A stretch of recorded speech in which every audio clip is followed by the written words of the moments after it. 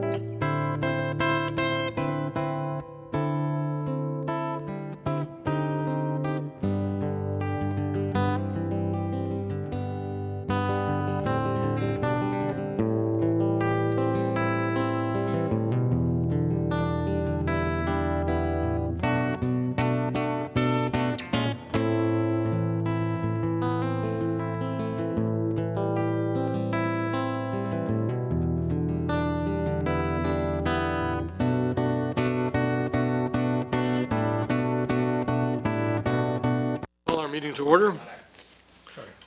Monday, June 6th, Falmouth Board of Selectmen, and I will move that we go into executive session under Mass General Laws, Chapter 30A, Section 21A, Subcategory 3, impact bargaining update for the firefighters union, and as chair, I declare not going into executive session could hurt our future bargaining position, and that's the reason I make the motion we go into executive session, at the completion of which we will return to open session.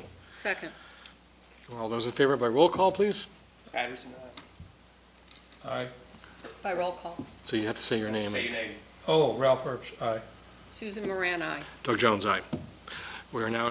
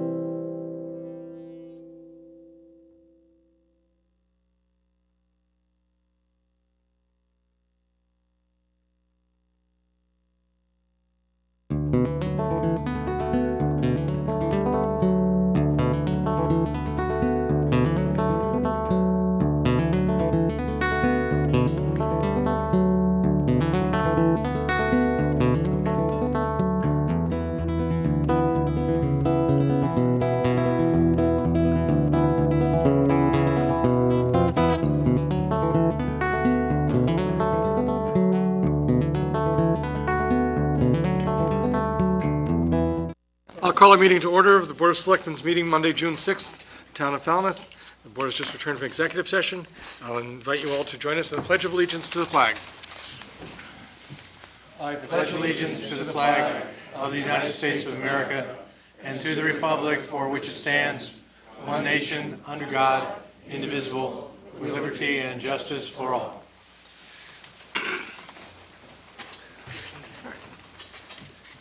Next order of business is we have two proclamations. First, we have an Eagle Scout proclamation. Mr. Patterson, if you would do the honors. It would be a pleasure. whereas Max Davis Abrams of Boy Scout Troop 42 has successfully completed qualifications for the rank of Eagle Scout, a rigorous and demanding process that teaches patience, perseverance, and teamwork, and requires strong goal setting. And Max Davis Abrams met these challenges with aplomb and shall be recognized as an outstanding representative of his family, his troop, and his community. And whereas the Boy Scouts of America, long acknowledged for building fine citizens, calls for a special court of honor to award its highest symbol of achievement to those who complete this rank. And Max Davis Abrams is now an Eagle Scout with all its rights and privilege. Now, therefore, we, Doug Jones, Susan Moran, Samuel Patterson, Megan English Braga, and Ralph Herbst, as selected in the town of Falmouth, do hereby declare and proclaim Wednesday, June 22nd, 2016, as Max Davis Abrams Day.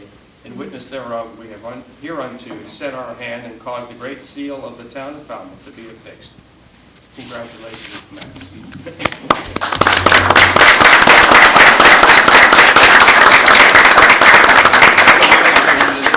Come to your court of honor. Okay. I'm a long-time scouter. Thank you. Congratulations. And Max, if you would just give us about 30 seconds description of what your Eagle Scout project has been. Okay. Stand Go right to the microphone. Oh, all right. Thank you.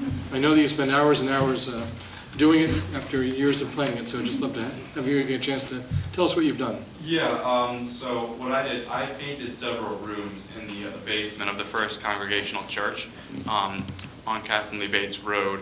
It was the church that I was baptized in and we go to every Sunday. So I wanted to give something back to the church. So I asked the minister what he needed done around the church. And he said that several rooms he was thinking about having painted, so I volunteered to do that for him. So it was 5 rooms. It ended up being 5 rooms in the basement of the church that we painted. Good. I think they turned out pretty well. Thank you very much for your efforts. Thank you. Great. Congratulations.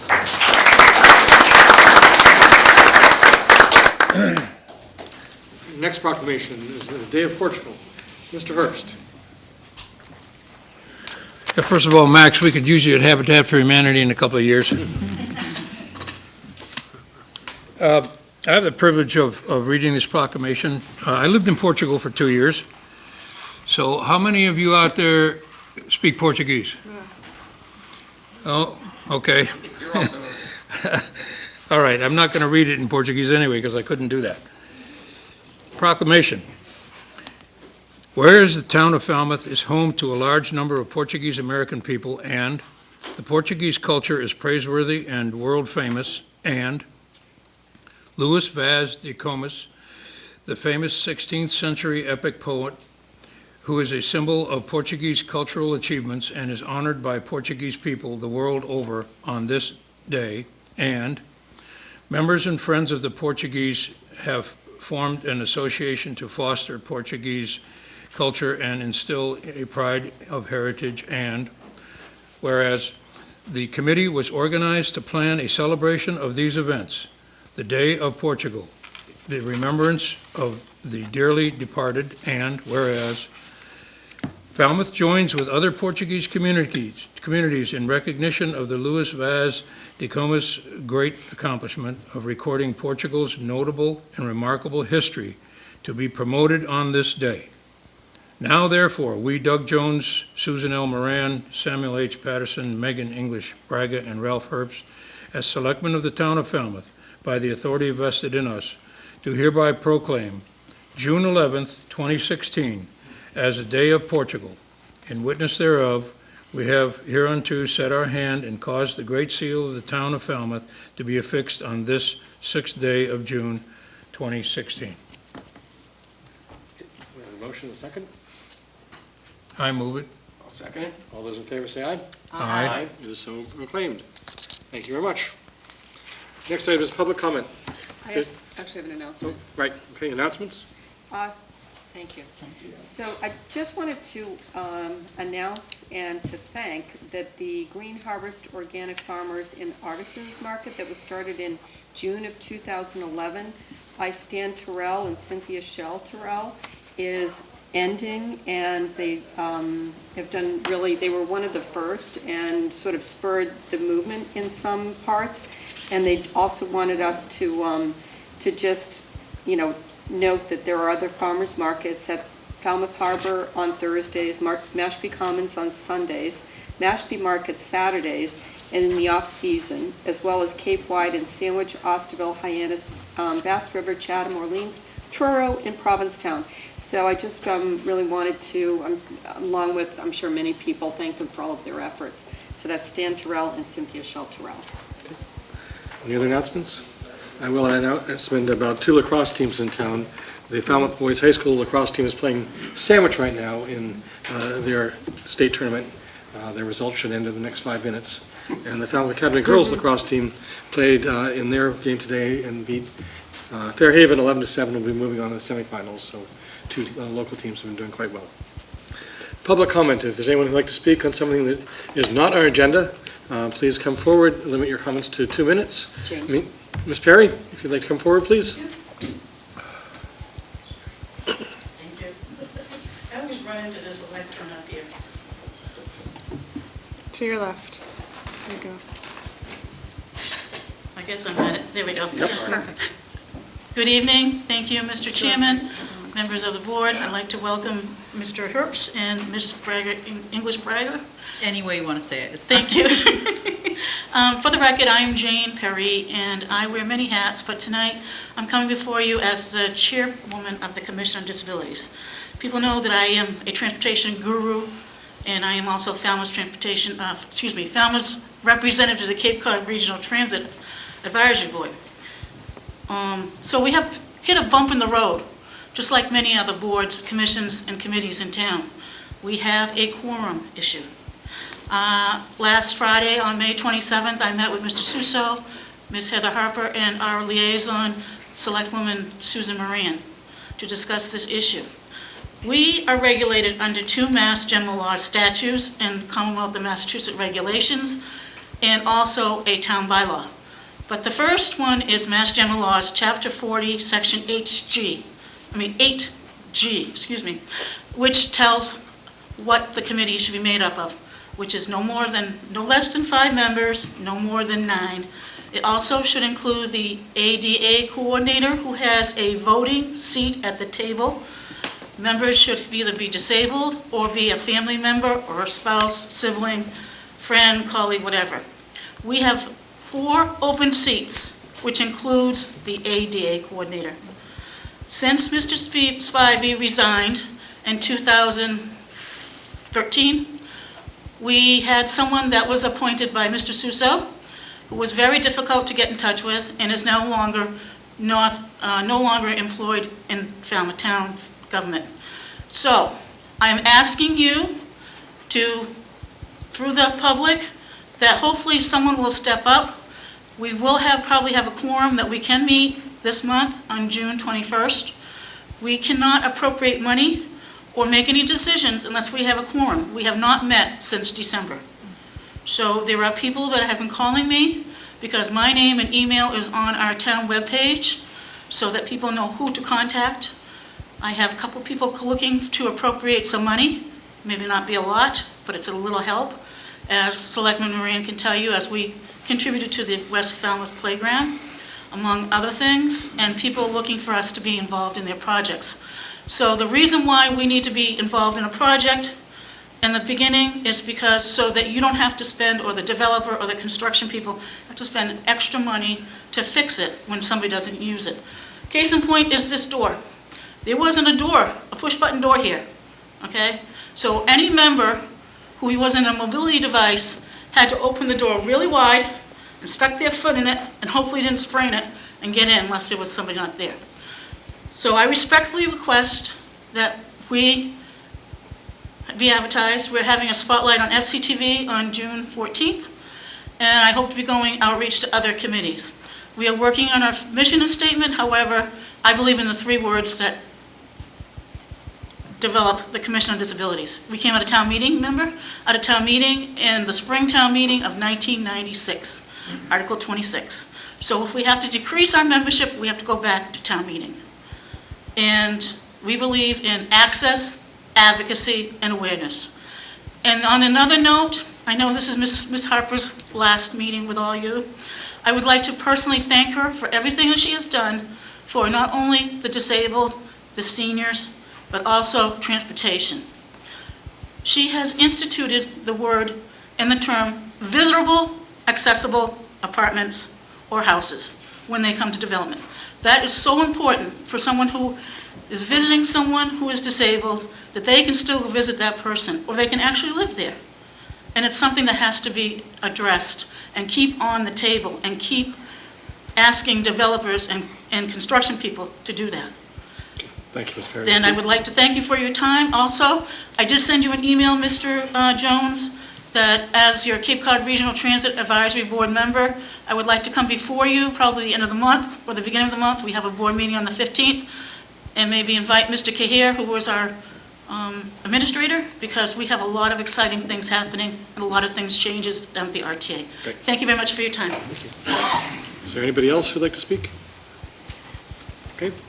Our next item is to approve minutes of meetings. First on May 9th, 2016. And I'll make one change under the announcements. Instead of the Democratic Committee, should be the Board of Registrars. Any other changes to the May 9th minutes? And this will just be for the three of us, Mr. Patterson? Actually, on page 4, or second from the bottom, I think that should be Michael Hayland, H-E-Y-L-A-N-D, if we can get the name. H-E-Y-L-I-N. H-E-Y-L-A-N. H-E-Y-L-I-N. L-I-N. Yep. Please correct that. H-E-Y-L-I-N, Michael Highland. Okay, any other changes? I move approval as submitted, as edited. Second? We have motion is second. All those in favor say aye. Aye. Mr. Herbst, sorry. Sorry, before you vote, I'd like to know the protocol here for the Board of Selectmen. At the Planning Board, if we did not attend the meeting, we abstained. That's correct. That's right. So, all right, so I abstain from these. I sort of took that for granted since you weren't selectmen at the time of that meeting, so it would have been appropriate anyway. Now, the May 23rd minutes. We can all five of us vote on that one. All right, sorry, I think if we did. All those in favor say aye. Aye. Sorry, We did vote. you did, sorry, that was me. May 23rd, any changes to the May 23rd meeting? Mr. Patterson. Yes, on page 2, the last paragraph, it should be Dane Shearer. S-H-E-A-R-E-R. Correct. And we may as well put D-A-N ahead of that. Yes, I think that's appropriate. Other than that, I found them to be correct. So I move the minutes of May 23rd as edited. Second? Motion is second. Any further discussion? All those in favor say aye. Aye. Opposed? None. The ayes have it unanimous. And we do, on our agenda, we have the May 16th minutes, but we did not have those in our packet. So we'll hold all those off to our next meeting. All right, under our licenses. Have another item, Mr. Chair. I'm sorry, of course we do. Mr. Suso, if you would introduce the affirmation of appointment of our new fire chief. Thank you, Mr. Chairman. It certainly is my great pleasure to request that the Board of Selectmen affirm my appointment of Michael Small as Chief of Fire for the town of Falmouth. As the board is aware, Michael has been our senior deputy chief. He has performed admirably over the past 5 months as the acting director of fire. And Mike was also our strongest candidate coming out of the recent assessment center process. So again, it's my great pleasure to recommend him as chief of fire, subject to the concurrence of the board. And we're very pleased to have Mike and his wife and children here with us this evening. Any discussion? I'm going to move that we affirm the appointment. And I would have with great gratitude and pride to have Michael Small coming up through the ranks into the chief's position. And appreciation to his family, because we know he's away from home quite a bit. So thank you for sharing. Any further discussion? All those in favor say aye. Aye. Opposed? None. The ayes have it. Congratulations.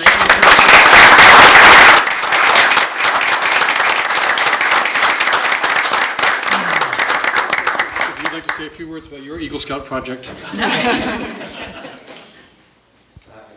most definitely did not prepare a speech. I'm honored and humbled to have this opportunity to be here tonight. I'm very appreciative of Mr. Susso's confidence. I'm appreciative of the board's confidence, and I'm looking forward to a good, strong working relationship moving forward. We've got some work to do. Tomorrow's a new day. We hit the ground running, and I'm sure you'll see me again. Some other issues that may not come up, but I'm excited to have the best family in the world here, including a boyfriend from my daughter's boyfriend that came up from Delaware for this event, and they're the ones that have got me as far as I've gotten, missing the birthdays and missing the Christmases and missing the events, and so I'm honored and humbled, and I pledge to do the best I can, and I appreciate the opportunity. Congratulations. Thank you so much.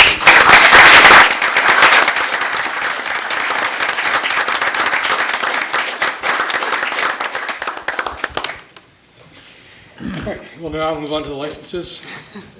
You guys do not need to stay for the license. Get out while you can.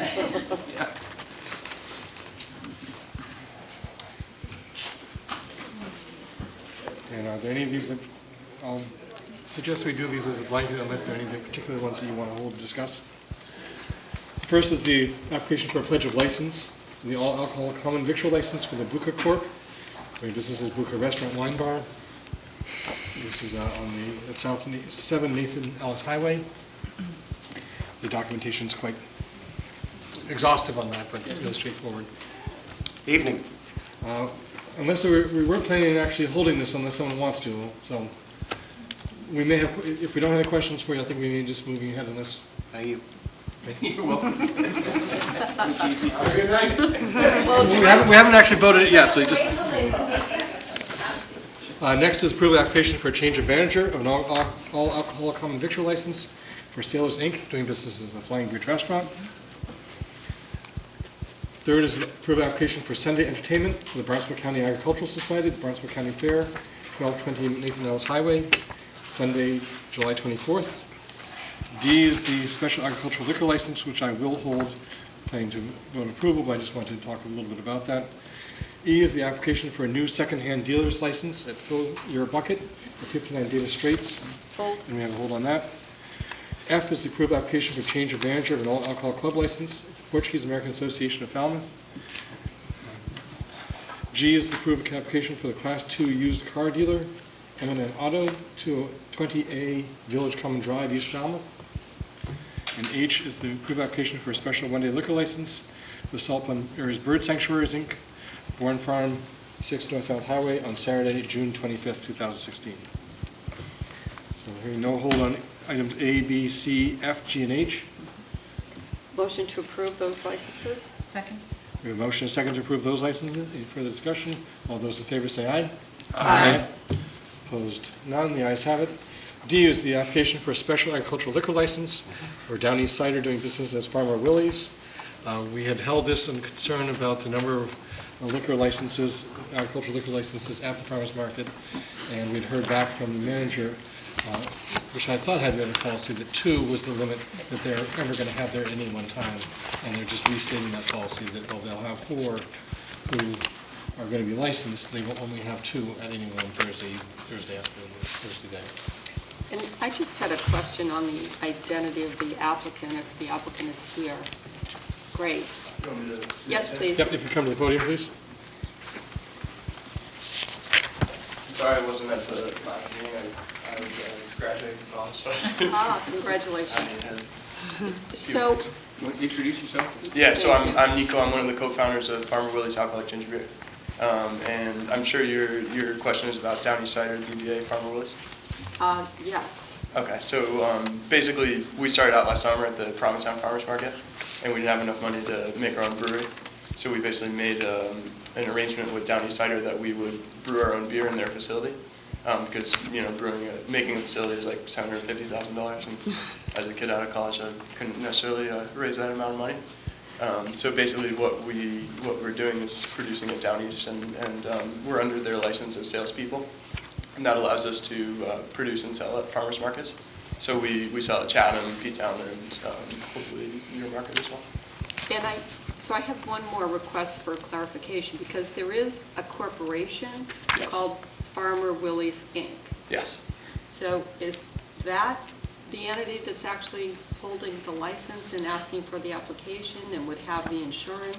It's actually Downey Cider as the entity for farmers markets, and it's kind of we work through with this guy named Dale Malone, who's a beer lawyer from Massachusetts, and he does cider as well. So he basically helped us make this arrangement. So you're Nico, correct? Yes, I'm Nico. And you are the registered agent for Farmer Willie's Inc.? Exactly, yes. And a salesperson for Downey Cider under there. It's kind of weird. Okay, so who's going to be responsible for Downey's Cider, which is? I will be, I'm an employee of Downey's as well as a Farmer Willie's, and so that allows me to do both. Okay, so who has the insurance for the company? Downey Cider has the insurance on farmers markets. And is that a separate corporation? Downey Cider is, well, we are part of them as we sell in farmers markets, basically. So we're using their licensing, insurance, and I'm an employee of their company, basically. Okay, thank you. Do you have any other questions I haven't addressed? Any questions? Thank you. Thank you. Thank you. We have a motion and a second to, or do we have a motion? I move to approve the license for Downey Cider, also selling under Farmer Willie's. Second. Motion second, any further discussion? All those in favor say aye. Aye. Opposed, none, the ayes have it. I do need to correct one that we've actually approved. This is the approved application for a change of manager of the Portuguese American Association. They've actually requested that we postpone this because they need some minutes and the assigned vote of the corporate board to make that official. So we actually need to remove that from our blanket vote of having been approved. Do we need to vote on that? I probably would do, just to be safe. So I will move that we Table it. table, can you move it again? F. The Under application change of manager. For the Portuguese American Association of Falmouth. Second. Motion and a second to table that. All those in favor say aye. Aye. Opposed, none, the ayes have it, that'll be tabled.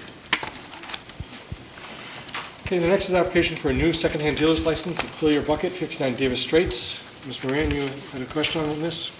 We also have some questions, I think, from the building committee on this still. Great, so if the applicant could come to the podium.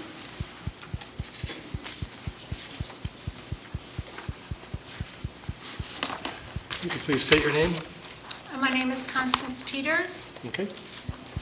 Welcome. My question is about the, sort of the setup of the sale. Would you be planning on having any items outside the building for sale? Well, we have a ramp that is the entrance into the building. So, yes, I had thought that I could put a couple of items out there. It would be in the back of the building. In the back of the building and not on the street? Not on the street, no. So there's it's a very wide handicap ramp into the building. And so, yes, I thought I could hang some clothing out there. It wouldn't be out there permanently, it would be pulled in each night. Sure. The only concern would be not, for me, not to have it, I would make the request subject to not having any items on the street or off the premises. And also, if you're hanging them on a handicap ramp, I wonder how handicapped folks would be able to access the building. Well, my daughter's in a wheelchair, so that would be very important to me, but it's a very wide ramp. It's not a handicap ramp per se, but it's very wide. It's about 6 feet across. I would never hamper that access way. I understand that, and I appreciate it very much. The only reason that I would make it subject to no items being outside the premises beyond that ramp would be that we have a lot of incidents in some streets where it tends to look like a yard sale every Sure. single weekend, and so that's what, that would be the purpose of the limitation. So Right, for otherwise instance, I that'd be- just drove down Main Street, and many of the stores had their T-shirts on a rack outside their premises. Absolutely. So On anyway, there. you understand the concern. So I can, Yes. with that. And it would be tasteful. With that limitation, I would definitely be in favor. Thank you. The entrance is to the rear of the building, right? Yes. So you're saying there would be nothing in front of the building, between the building and the street? Correct. There's no real access to the shop from the front, so it's not really an issue. I think the concern is whether it's used as advertising, that some of the wares are put out there as a way of advertising that the store is there. Right. And we're trying to avoid that kind of a scene on the street side. Any other questions? So I would move approval subject to that limitation. Second. We have a motion and a second. Any further discussion? Yeah. I guess I'm concerned about the fairness, given the fact that we have, some vendors that do that sort of thing.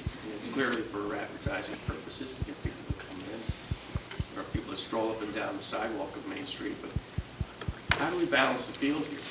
So that, we're not giving an exception to one, maybe, by ignoring it, but yet putting a requirement on another vendor in an unfair way. So I'm a little uncomfortable with the situation, with the condition that's been placed on it. It's an issue that I've actually talked to some of the vendors on Main Street, because it is not really legal necessarily for them to do that, but it's a complaint-driven concern, that if complaints are registered enough, we can actually tell them they can't do it. And I've warned them that if complaints arise and come to the town saying, why are they allowed to do that, the regulation is going to have to be enforced saying, if it's on the sidewalk in any way at all, they're not going to be allowed to. And if they don't respect that, it could be a problem in that. And this is the one time we actually have control of it, because the license is coming before us.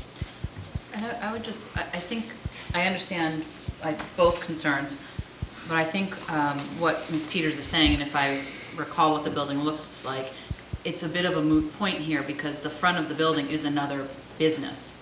You wouldn't have access to put something in the front of that building, correct? Well, both businesses, the access is through the rear, through the parking lot. The front just has that door that no one goes into. Correct. Right. So you don't have a separate space in front of the building. There isn't a separate porch or anything, so there really wouldn't be anywhere for you to put it. Correct. But I hope I didn't misunderstand you before.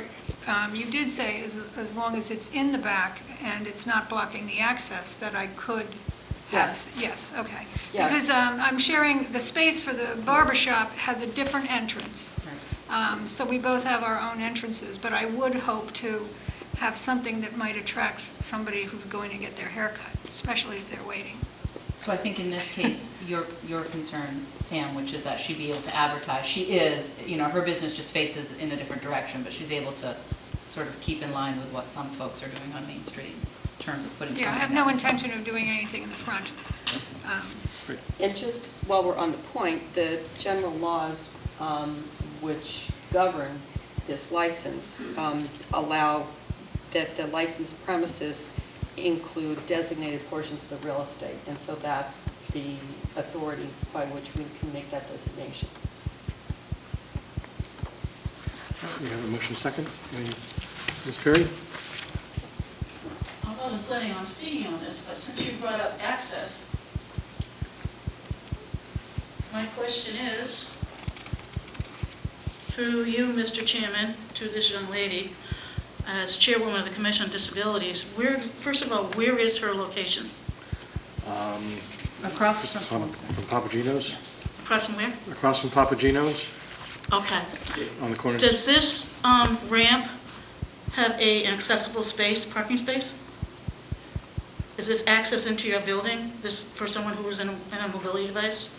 Because the reason why I say, if you mention a ramp, I understand she might have limited space, but this would set a precedence of putting things on a ramp. We have had this problem with restaurants on Main Street, that they use their ramp for storage, and the ramp is our access into the building. So that's my only concern, that if she does put things on the ramp, we are very concerned that that will impede access, even though I know she's trying to promote her business. Thank you very much. Yes, and I agree. And having a very disabled daughter who can only move around in a wheelchair, I have been through every single one of those examples, and I'd like to applaud her for bringing it to your attention today. If you ever go to the city of Greenwich, you cannot get into a single building. It's just inaccessible. Same with Provincetown. But so I would be very aware of that, and I would never do anything to impede any access through the back of the building. It would be important to me, too, to have my customers be able to get in, wheelchair or not. We have a Thank motion you. and a second. Any further discussion? All those in favor say aye. Aye. Opposed? None, the ayes have it. Okay, thank you Good very luck. much. Thank you and good luck. Thank you, good luck. Our next item is a public hearing scheduled for 7:30. This is a transfer an all alcohol common victual license. Gourmet Garden of Falmouth, Inc., doing business as Gourmet Garden, 452 Main Street. For the applicant, At the podium? Yeah, but my lawyer is on the way, so can we wait for a little bit, or I have to? We have administrative orders. all right. We're going to Do we have any questions? put this aside and deal with some of our administrative orders At the request of at the request of the applicant. the applicant, I move that we set this aside, or that we table this temporarily. Motion to table. Second. All those in favor say aye. Aye. All right, under administrative orders, we have approved the GHD amendment number 10 for engineering support on the PRVs up to $15,000 to be expended from Article 17 of the April 2011 town meeting. See, I was here. Myself? See? See ya. See you, Counselor. Yes, you just, sorry. Did you have any questions? All right. I think it's pretty straightforward, and we've had discussions about permeable reactive barriers before, so we understand the purpose of this, and that it's part of gathering information about how effective they can be at reducing nitrogen flow into our estuaries. So I'll make a motion to approve the up to $15,000 to be expended from Article 17 town meeting for that purpose. Motion and second. Any further discussion? All those in favor say aye. Aye. Opposed, none. Next is the application to the CPC from Falmouth Human Services. And Karen is here too. This is being put forward by Karen Kadira, and it seems to make sense to have it come before us before it went to the CPC. Karen, do you want to do a little background? Hi, I'm Karen Kadira. I'm the Director of Falmouth Human Services, and I'm here today to ask for your authorization to apply for funds from the CPC to create a community housing support fund. This project would be in collaboration with the Falmouth Service Center, and would be, the timeframe for the fund to be in existence would just be 18 months. It's really a short-term project to allow some time for a more comprehensive plan, housing stabilization plan to be put in place. I know that there are a lot of committees working on a more comprehensive plan, and I think is the appropriate way to go, and this is really a stopgap to kind of fill in the meantime for 18 months to assist people who are struggling now. And who would you see authorizing the distribution of the funds? It would be jointly between Falmouth Service Center and myself. And we've set out the criteria that we plan to utilize for that. Mr. Patterson?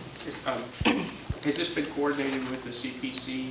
Because it does require their recommendation for contributions to this, isn't that correct? Oh, We actually asked absolutely. that you bring it here first before it went to the CPC. Yes. I'm required to Okay. get your authorization before I can But get this is CPC to consider it.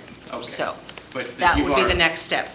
Obviously, you've already talked to them, though. Oh, absolutely. Okay, good. Yeah. Um, And they have indicated that it does meet their criteria. I'm going to make a motion to approve the application to CPC from Falmouth Human Services. Second.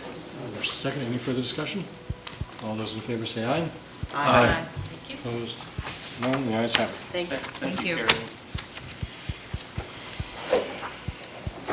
All right, next we have some special events. First, the Arts Alive Festival in Arts Falmouth on June 17th to June 19th. This also includes, I believe, the closing of Shore Street Extension, enduring from Friday, June 17th to Monday, June 20th. Move approval. Second? Motion and a second to approve. Any further discussion? All those in favor say aye. Aye. Opposed, none. The ayes have it.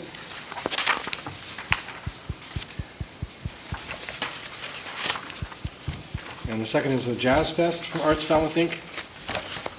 This is touring Pegnan Park, Queens Byway, Main Street, and this is for September 30th, 2016. Move approval? Second. Motion is second. Any further discussion? Mr. Herbst? Yes, I'd like to know who monitors and schedules all of the facilities that are requested here? Is there some big board somewhere with the name of each facility on it and fill in the dates, or how do we monitor these requests and approvals? Ms. Harper, I'll ask you to describe our special events working group who. Well, to begin with, there's a policy that was very well established by the Board of Selectmen that guides any decision or recommendation for special events. There's a special events working group that meets at least quarterly, generally more frequently than that, reviews each of the applications, identify what other events are occurring at that time, and any conflicts or recommendations. It includes the beach department, highway department, police, fire, recreation. I'm sure I'm missing several, but a very comprehensive group of department heads reviews them as they come in. These happen to be recurring events that came in outside of our quarterly meetings. We're familiar with them, and they meet with the general guidelines. So there's a pretty structured process. So that we can be confident that when we see these on our agenda, there's not going to be any conflict about two organizations scheduling for the same time, same place. Okay. Correct, yes. Thank you. Certainly, if it's been recommended, if it's been not recommended, there may be reasons why that would take care of that. Ralph? In our minutes, it's actually designated as recommended, and we occasionally do have some that come before us that are not recommended. Okay, so recommended by this review committee. Right. Okay. We are still in our authority and up to us to either agree with the recommendation or to disagree for whatever reason we might have. Okay, thanks. Next item is the Laughter Yoga, the Bandshell Marina Park, Mondays, June 27th to August 29th, 2016. I move approval. Second? Motion is second. All those in favor say aye. Aye. Opposed, none. Then we have three events: the East Falmouth Elementary School PTO Year-Round Celebration, the Bandshell on June 17th, the Paul White Road Race in North Falmouth on Saturday, July 2nd, and the 4th of July Parade in Water Street, Woods Hole on Monday, July 4th. Motion to approve all three? Second. Any discussion? All those in favor say aye. Aye. Opposed, none. The ayes have it. And now we have this tabled. We do have another hearing starting at 7:45. There's one more then. And if we, just to let you know, we're going to start that other hearing at 7:45 if we have not started the hearing on Garden Way. And then we have the Wacoit Congregational Church, their church summer bazaar, requesting one-way traffic on Parsons Lane. This will be from Friday to Saturday, July 8th to July 9th, 2016. Motion for approval? Second. Motion is second. Any further discussion? All those in favor say aye. Aye. Opposed? None. The ayes have it. And the last is a new event, a wedding for Saturday, September 9th at Mononton Beach. The ceremony from 4:30 to 5, set up arrival time at 3:30. And I think the plan is to have the cars parked there afterwards. The gate does not get closed at that time of the year, but they have been also warned that they can't hold the parking spaces previous to when they get into the parking lot.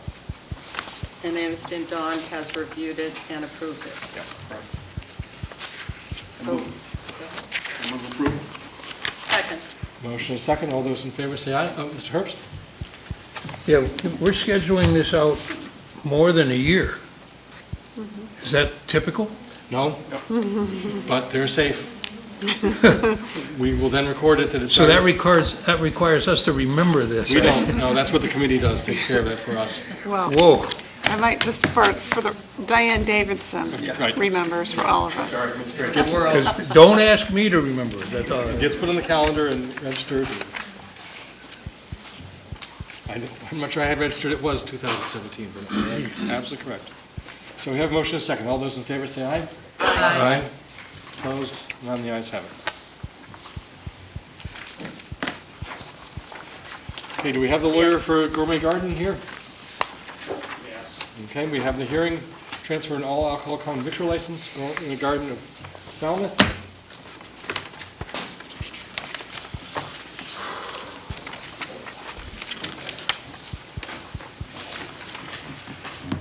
Are you here to speak on behalf of the applicant? Yes, I have the applicant to apologize, got this traffic jam from Boston. All right, As long as it wasn't in Falmouth, we don't have any traffic jams in Falmouth. Move down here. Yeah, my name is Wade. I'm attorney in Boston, and I represent Gourmet Garden of Falmouth, Inc. Ms. Sam with me is proposed manager for the liquor license purposes, and we are purchasing business assets from Peking Garden of Falmouth, Inc. And we have signed a lease.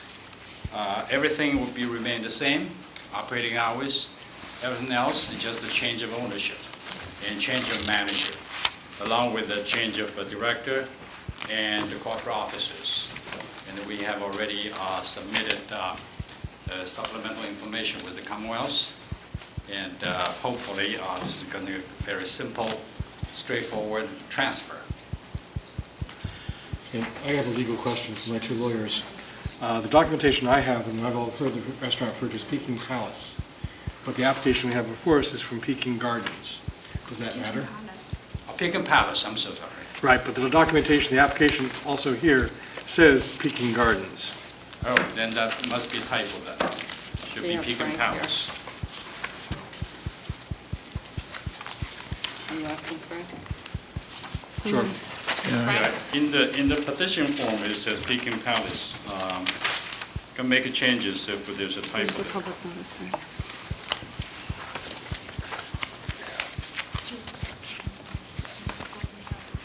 Yeah.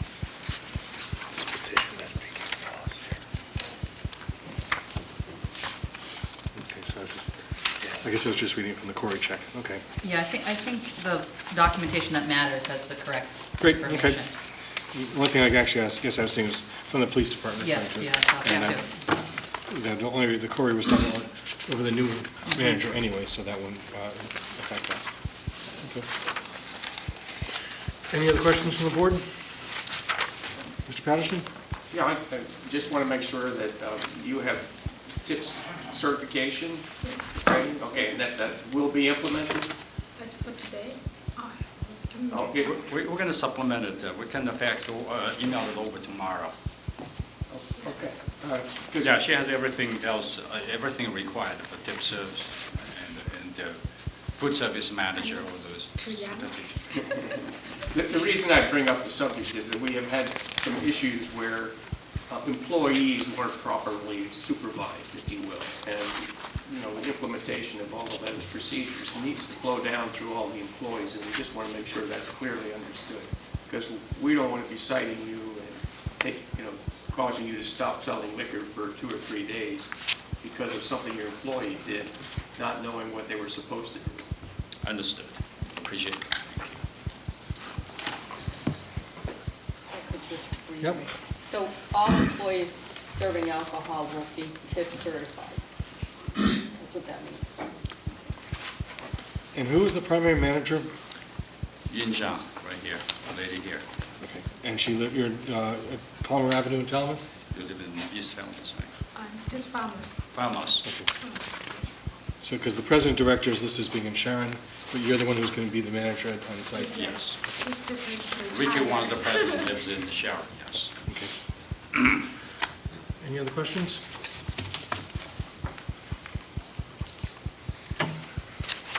I'll move to approve the change in license. Second. Motion second to approve the transfer of the all alcohol common victual license. All those in favor say aye. Aye. Opposed? None. The ayes have it. Congratulations. Thank you. Thank you. Thank you very much. Thank you.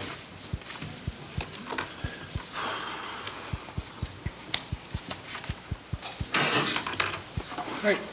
Next item is a hearing scheduled for 7:45. This is a liquor license violation hearing, the all alcohol club license, Cape Verde Club, 126 Sandwich Road. This hearing is being conducted in accordance with the provisions of General Laws, Chapter 138, Section 64, which requires that the Board of Selectmen investigate complaints regarding liquor licenses with witnesses under oath. Mr. Chairman, I have to recuse myself. I have a business connection with one of the individuals involved. Thank you very much. In order to comply with the statute, all persons intending to testify at this hearing shall now stand. If you think you might testify, I would ask that you stand now as opposed to requesting permission later. Please raise your right hand. Do you solemnly swear to affirm to tell the truth, the whole truth, and nothing but the truth, so help you God? Ms. Harper, if you please note in the record that all persons intending to testify at this hearing stood and took an oath prior to testimony. We did have a hearing started on this before. We have a new board, so we're going to have to start this hearing all over again. We will start with taking testimony from the Chief of Police about the event that occurred.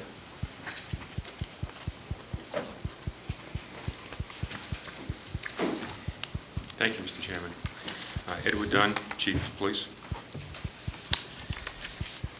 On 4/10 this year at 22:30 hours, the police department received many calls reporting gunshots at the Cape Verdean Club on Sandwich Road. I'm going to be reading some summaries from some of these reports from the officers that were present, and I also have officers present here tonight that were there that wrote these reports who can answer any further questions should you have them. Officers responded to the Cape Verdean Club for a report of gunshots. By the time they arrived, there was only one car left in the parking lot, and everyone was gone except for a security guard and a neighbor who had heard the shots. Officer Andrade, in speaking with the neighbor, stated that he was in bed and was awoke by the sound of 7 to 8 gunshots close by. When they spoke with the security guard, he stated he hadn't seen anything. However, he did hear gunshots outside. He did state that someone had told him in the course of the night that a male in the club had been arguing with a female and had lifted his shirt and flashed a gun at her. Our officers notified surrounding departments and began a search of the area. As they were searching Percival and Sandwich Road, the station received a phone call from Falmouth Hospital reporting that a male party with a gunshot wound to the leg had just been admitted. They responded to Falmouth Hospital to speak with the individual. The victim originally was not very cooperative with the officers, but present with the victim in the waiting room was a girlfriend. And Officer Andrade had time to interview her, where she had stated that she had dropped her boyfriend off at the Cape Verdean Club so he could watch his boys. That particular night, there was an open mic night. He wanted to watch his boys perform. She didn't go in. She went down the street to get some cigarettes, and then she decided to pull back into the parking lot of the Cape Verdean Club and wait for her boyfriend. She said that her boyfriend had called her and stated to her that he didn't think it wasn't a good vibe from being inside, and that she should go and not come into the club. She stated, he also stated to her, this is the victim of the shooting, also stated to the girlfriend that at one point there had been an argument between a female and a male in the club, and the male had shown a gun. She stated that she decided she was going to leave, and she got to Brick Hill Road when her phone rang. She picked it up. It was her boyfriend who stated that he had just been shot. As she was responding back to the Brick Hill, as she was going back to the Cape Verdean Club, she said she could hear gunfire in the background while talking to the victim on the phone. She ended up picking up the victim on the corner of Percival and Sandwich Road and drove him to Falmouth Hospital. Later on, while the victim was at the hospital, he did come around and started speaking with the officers. And he had stated to the officers that he had been in the club that night and he had an altercation with an individual, and that they actually went outside the club to settle it. At some point, a fight ensued between 8 to 10 other individuals and this victim. He then started to get away from the group when he heard pop, pop, pop. As he turned around to see where the gunfire was coming from, that's when he was struck in the knee. And that's when he called his girlfriend to come pick him up. He stated that he didn't see who shot him or the vehicle they fled in. There's a lot more of the investigation, but I just wanted to give you the highlights of that. The next morning, officers in the early morning began to search the area of the Cape Verdean Club and around the basketball court in Percival, looking for evidence such as casings. And they systematically searched the area side by side, walking up the stairs, past the basketball court, onto Percival Road, down the side of the road, and then behind the restaurant located one brass casing, which was collected for evidence. The next day, Officer Andrade, doing a follow-up, spoke with an individual who wished to remain anonymous about the incident at the Cape Verdean Club.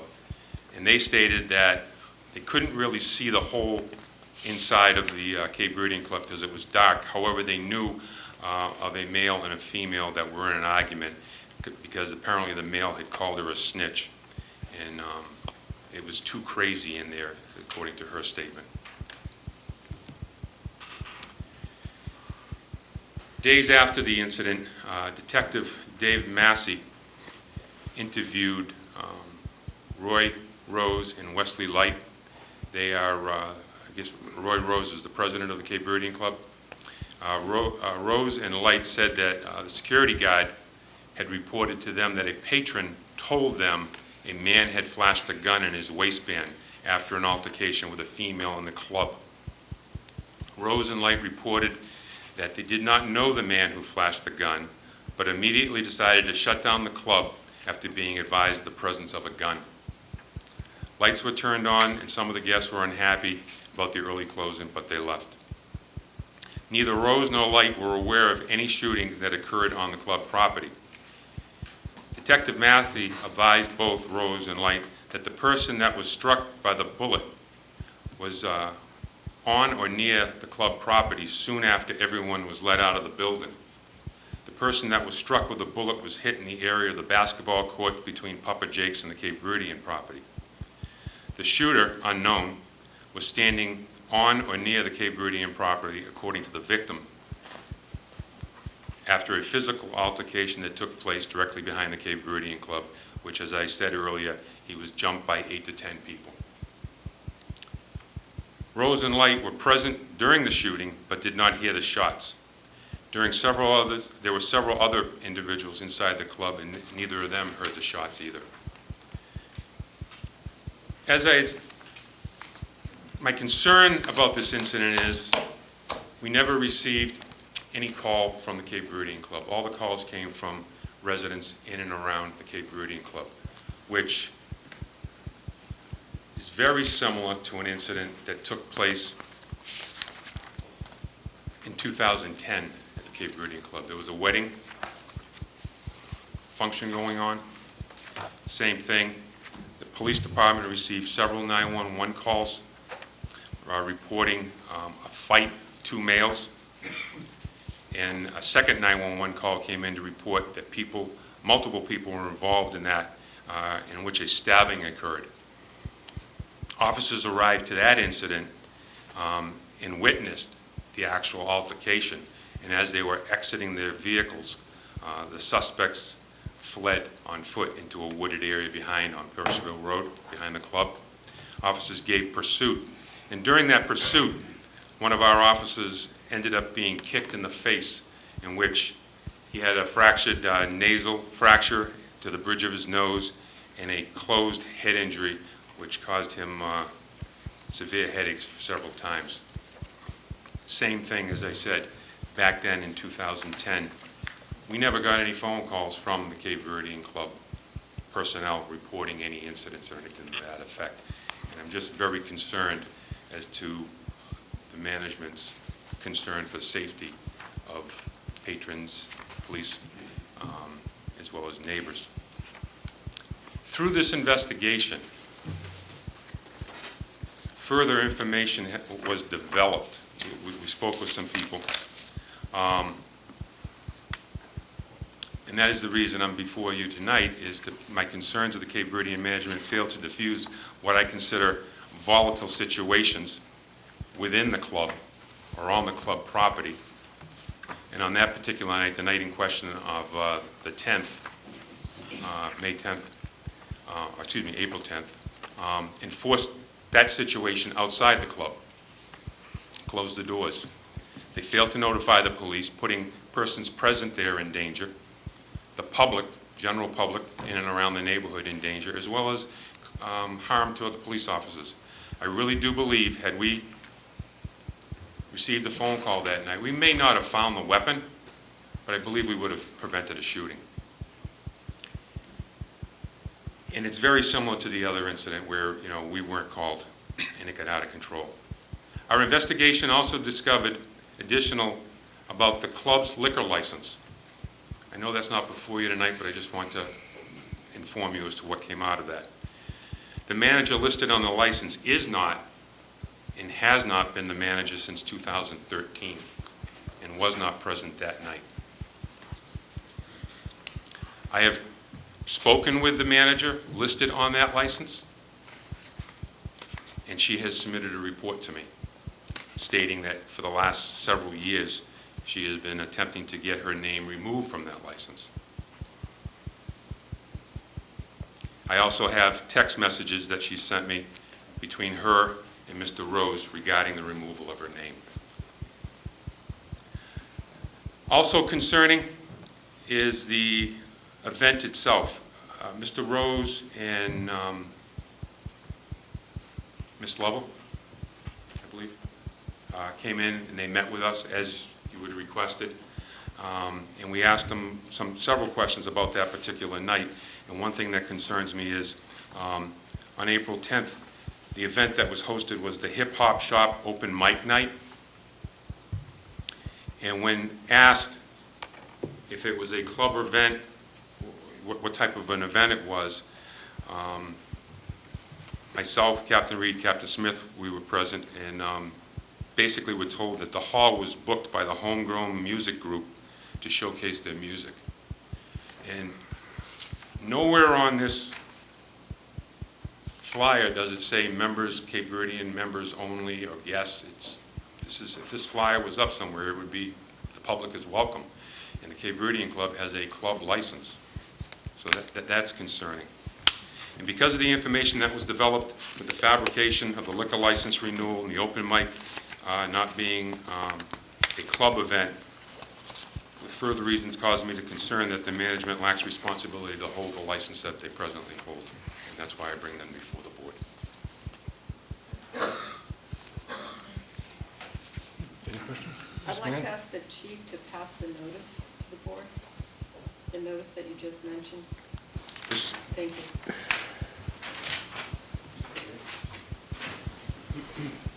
Oh, excuse me, thank you. Thank you. Any other questions for the chief at this time? Not at this time. Okay. Is someone from the Cape Verdean Club like to make a presentation? Do you have your lawyer here this evening? I assume that you received the letter we submitted. We did. But that wasn't the question. You had asked for continuance so you could have your lawyer here tonight? Oh, no, not here. Okay. So I think you're looking to proceed. So you're proceeding with your presentation? It's basically, we're just going to go by the letters that we sent. Could you describe what happened that evening, please? Introduce himself. Could you introduce yourself and describe what happened that evening? Roy Rose, president of the Cape Verdean Club. On that night, we closed due to a male and a female arguing. That was the initial reason for the closure. Could you describe what the event was happening that night from your point of view? Wes, can you describe that one? You know more about that one? You're going to have to come up and speak.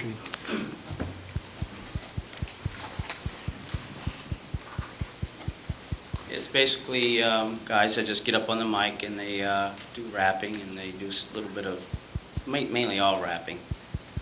That's about it, really. And Just who was- open mic. Who was open, who could come to this? Who? Yes. Anyone, I Okay. guess. Do you Yeah, understand was what your that- club license allows? Not really, apparently not. I guess it means something different than the last 75 years, I guess. But go ahead, explain it to us. Well, again, this is not something that is going to be resolved tonight, but it's something we are going to have to bring back at another hearing. But the only people allowed at a club license event are guests, are members, and their specific guests. That's it. Say that again? The only people allowed at a club licensed event, or club licensed, a place that's a club license, are members of the club and their guests. No one else can be at these events, no one else can be served alcohol. And it is a concern that I understand the chief is saying is that the management of this club doesn't seem to understand what the license is that they have signed in for. In other words, it's not a general public license, if I might, Mr. Chair. When alcohol is served. Right. So, actually, we do need to get your name for the record, sir. Wesley Late, Vice President. But we really are trying to deal with just this incident. I think there are other incidents that the chief is concerned about that we're going to have another hearing on. But Yeah. we're just trying to In resolve what happened that night. 2010, we were closed when that incident happened, so when that incident happened out in the parking lot, no one was there. So we couldn't call if we're not there. So I don't understand that part, but. Well, we're trying to deal with the incident from No, this no, year. listen, we're here to cooperate. The event, basically, an argument occurred, and we have a zero tolerance, and I shut it down. The gun thing didn't come up until after. Everybody was just pretty much gone. We heard about that after. So you did not shut down because there was a rumor of a gun? Absolutely not. Even though that's what was testified at the last time we had this No. hearing? I said that last time I was up here. I said there was an argument, we have zero tolerance, and I shut it down. Well, we had heard. We became reported- aware of the gun after. Okay. What was reported last time is that there's a rumor of a gun and a suspicion of a gun, and I believe that's what I. But not to me, I was the bartender. Okay, I was behind the bar. To an The employee? argument was in front of me. Okay. Okay, I shut it down. And- Didn't hear about the gun until later, till after. But everything was going so fast, there wasn't even really, I understand about calling the police, which we would have, but everything's happened so fast, the police were already there by the time we just got our heads together. So what time was it that the event was Because occurring? the event only lasted about an hour and 20 minutes when I shut it down. And what time did the police arrive? I think around 10:30, I think. Our clock is 15 minutes fast, so when I looked up at it, we keep it 15 minutes I fast to understand. get people out. Yeah. So I can't be exact on that part, but I know they were there at 10:30, and we cooperated with them at that time. Security went out and talked to them, and security was outside, so if the fight happened, it happened so fast, and then, like I said, the police were already there, even though the place emptied out pretty quick. And it was enough of concern to close, but not enough to concern to immediately call the police. As I said, we were so concerned with just getting people out safely that didn't need right. It didn't come up. I would hope We that would change your apologize for attitude. that. The other question I have, Ms. Moran, Just a couple of things. I believe you just said that it was closed because a male and a female were arguing? Yeah, it started with two, a male and a female, guy sitting at the bar. The girl was there, and they were arguing. I never saw that situation of flashing no gun. I never saw that. Tell me about the arguing. I don't even know what they were arguing about, but they wouldn't stop. So I called security. Were their voices loud? Huh? Were their voices loud? Not really loud, no, because, you had stuff going on. So I called security over. Why? Because they were arguing, they didn't want to stop. They weren't touching each other, they weren't doing anything like that. but there was a pretty good crowd, so I didn't want anything to escalate. So I see. just shut it down. Thank you. And are you tip certified? You said you were Yes, serving. we're all, Thank you. anybody behind that bar is tip certified. Thank you. So was there anyone of the establishment that works there that was informed of a gun? I don't know what they were informed of after, but I wasn't. Okay, then is there Okay. anybody that works for that was informed about it? You were not. I understand you were not until much later that you heard. I was informed that somebody said that somebody may have a gun. Okay, at what time was that before the That club was was shut down? after, they had already started the people going. Okay, so this is after the attempt to shut down the Yes, place? because I got approached by one of the next act, and they asked me, why you stopping it for one person, which was really two. And I told them that there's more. I was told something else. And then as soon as I informed them that I was told somebody might have a gun, and they said, no problem, we're good. And they left. So let's get the timetable's now getting a little bit, so at that point, you already had been told that there was a gun. No, it was, people were already leaving. The act came up after, when everybody was leaving, asking why we were shutting down. Right, and you said, because someone said there was a gun. Yeah, that's when I had found out after. Somebody came up to me after they was going. But you said you told the act that the reason we're doing this is because someone said something about a gun.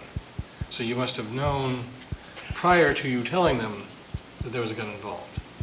I was told, after everybody was departing, and while people were departing, the act came up and approached me after, but yes, after they were leaving, an individual came up to me and said that somebody may have a gun. So to me, that's hearsay, and I wasn't, just get everybody out. And that's why I submitted the letter to you that we're going to change the protocol. Okay. For We've seen the letter, but the last meeting, we also asked that if there are any more events, you contact the police. And you've had 3 Friday events without contacting the police about them since then. That at least you had signs out at your establishment that you're having your bike and car night on Friday nights. Other events without communicating with the police about these events. And I just get concerned where we keep putting things saying, here's some requirements, ask you to do them. You say, yes, we will, but nothing happened. Or am I wrong? Did those events occur these past few Friday nights? Yes, they have. But Did you contact the police about them? As we asked at the last meeting, and you said, absolutely, we will call the police and let them know every time we're having an event. But I also asked them about the baby showers and stuff like that too, so I didn't know if So you needed the difference between a baby shower Oh, okay. and a bike and car night is not clear to you. Okay, the police department knows because they had actually put it on their Facebook page about the car show. But we were very specific, asking you to contact the police department about any events. We set up a meeting to talk to the chief to figure out what exactly he would want to be notified about. And that's what came out of the meeting on the 31st. Special events and open events. Well, I guess I'm a little disappointed because I thought when you left this meeting that I was very clear asking you, any event immediately after this going on needed to have a communication from your club to the chief of police. And I was very, very clear in requesting that. And you were very clear and happy to do it, but you let it go for 2.5 weeks to have this meeting to deal with it. Mr. Herbst? Yes, sir. I'm looking at the letter that your board of directors sent to us and Chief Dunn dated June 1st. And it says in the middle of the second paragraph, all bands and DJs are advised of sound checks needed to be completed, and those are done with the member in charge or bartender. So does that mean a member of the board of directors? Because it's not specific in that state, okay. So that should be noted, that it's a member of the board of directors. So what you're saying here is that a member of the board of directors or the bartender will always be at one of these events? Yes. Okay, so then, on the second page, your protocol calls for bartender and/or board member. Why isn't the manager involved in these protocols? And I understand, according to Chief Dunn, that he said that the person who was the past manager has been trying to be relieved of her obligations. So where in all of this do you anticipate your manager to be involved in your protocols and in the conducting of these events? In other words, you're saying right now that you're not going to require your manager to be at these events? No, right now, I have a change of management in now. Right, so in the future, do you anticipate your manager to be at these events so that a board member or the bartender doesn't have to take responsibility for controlling the event that's going on? Yes, So that's your intention? yes. I'm the one that will be the bar manager on the paperwork coming up. You're the president of the organization? Yes. Okay, but you're not filling the job of the manager? No, it is right now. We're waiting for the change of management. Okay. I Actually, believe, a question either for, I believe that Chief Dunn has an issue with the fact that the manager, the one that's on paper, so to speak, right now, wanted to be relieved of that position, and so obviously that person wasn't functioning as the manager, I take it, and so you substituted bartender and board member to take over those responsibilities. All right. I'd rather wait till the other hearing comes up so that I can get everything. I have a question, I think either for Chief Dunn or for Mr. Duffy, because I don't know the club alcohol licenses. I know almost any other establishment, we require the manager to be on premises when alcohol is being served. We always ask, is the manager going to be there, or is their designee going to be there? Is that a part of alcohol licenses, that a manager needs to be on premises for the alcohol to be served?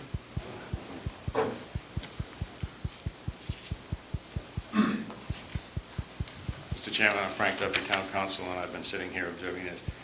The manager is the party responsible for the conduct of the license, does not have to be there at all times when alcohol is served, but is the party responsible. And for that party, you know, For example, you may have a club that's open from 11 in the morning till midnight, they can't possibly expect it to be there all the time. But when they leave, they have to designate who's in charge.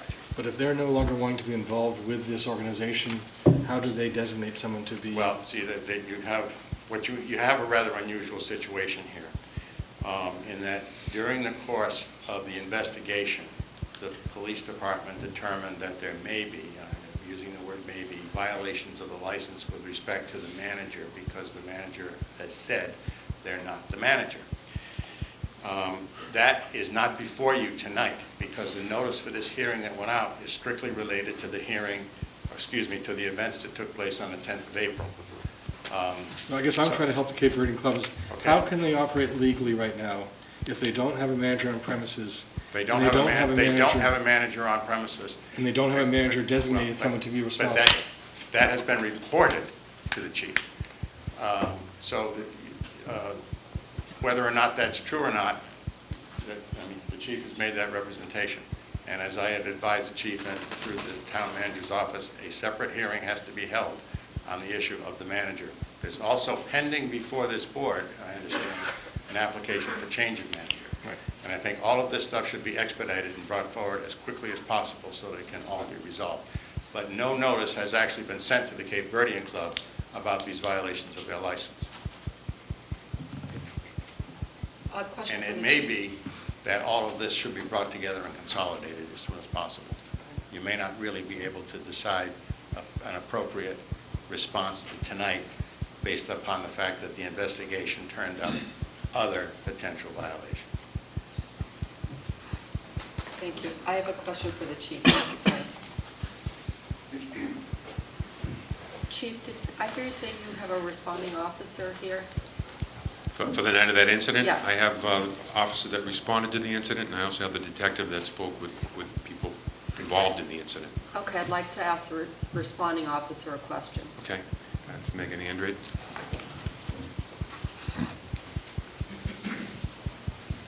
Hi, could you state your name for the record, ma'am? Megan Andrew. And could you tell me what you saw upon arriving at the scene?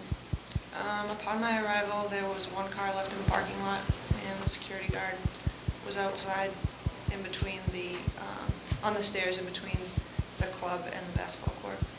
And did you ask questions of the security guard? Yes. And is that security guard here? No. No? Okay. What questions did you ask generally, and what were the responses? I don't think I can remember everything that I asked him, but Just generally. Basically, if he had heard gunshots, if there had been gunshots, if he knew of anybody having a gun, what led to the shutdown, basically, the evacuation of the club. And he stated that there had been an argument between a male and a female, and that's when they shut everything down. And he had heard that the male had lifted his shirt and had a gun in his waistband. But he knew nothing about any fight outside or gunshots or anything like that.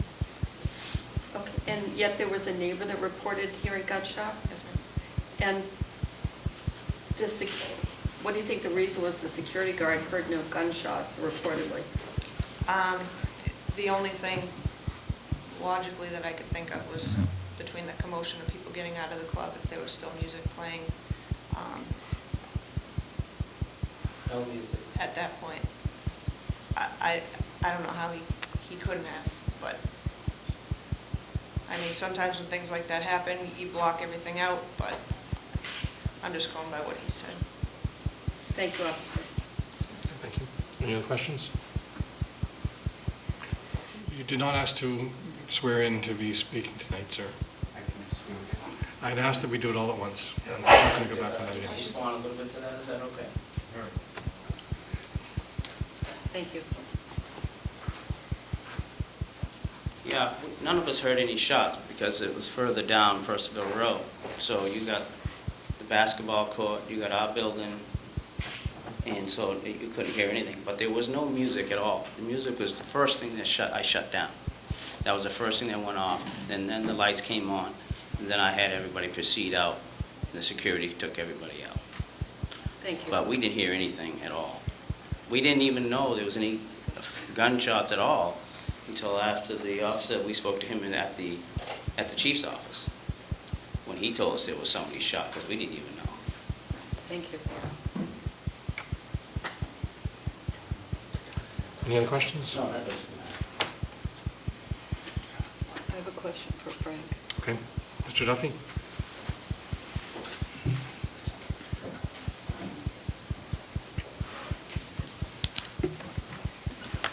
Mr. Duffy, can you go over the parameters of the licensing penalties that are before us? And I have a specific question.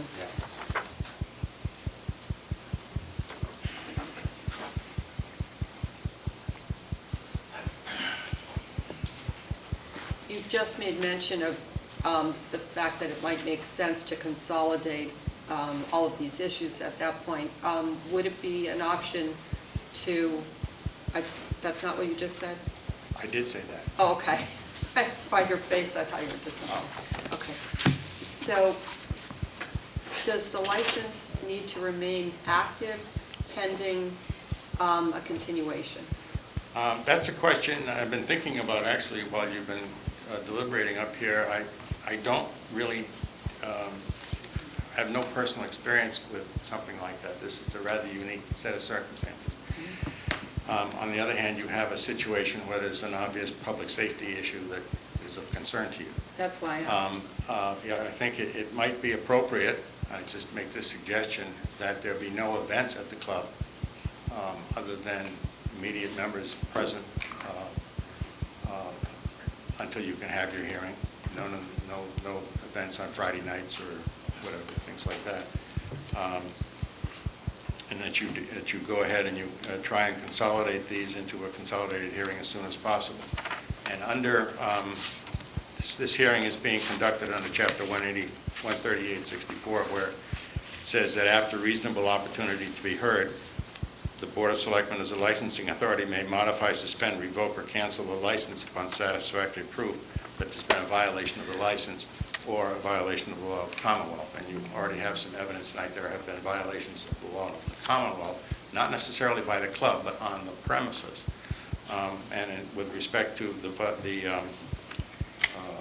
the license itself, I think I'm prepared to say there's an implied condition in any license that the licensee maintain and operate and manage the club so that patrons are secure and safe, the public is secure and safe, and the responding officers are secure and safe. So that's what we're trying to, I think you should be looking at. The other question, I think, if you were talking, perhaps were you talking about the policy that you folks? Okay. Yes, thank you. Okay. This was a policy that I had prepared for you at the end of last year, and you adopted as an alcoholic beverages license violation policy in February of this year. The genesis of this policy was last summer when you had a number of violations regarding service of alcohol to minors. And this policy does specifically mention that as a problem that faces this board and that you have to deal with. However, this policy is not limited to those violations. The policy can be applied to any violation of the license that you determine is a violation. And I also want to point out to you that where it says your minimum penalties or your maximum penalties, those are for guidance only. And as the policy said, it does not limit the discretion of the board to take other action under appropriate circumstances. One more question. If the board votes to continue this hearing to consolidate it with the future infractions we expect to be coming before us, would there be a necessity of any findings this evening? I don't think you would have to if you're going to consolidate them and try and put the two together and perhaps come up with a comprehensive solution to the problem there, that you would make your findings all at once based upon all the evidence that you've heard. Mr. Patterson? The Attorney Duffy, is it appropriate for us to suspend this license until that next hearing occurs? It would be a temporary suspension, and it should be so designated as a temporary suspension.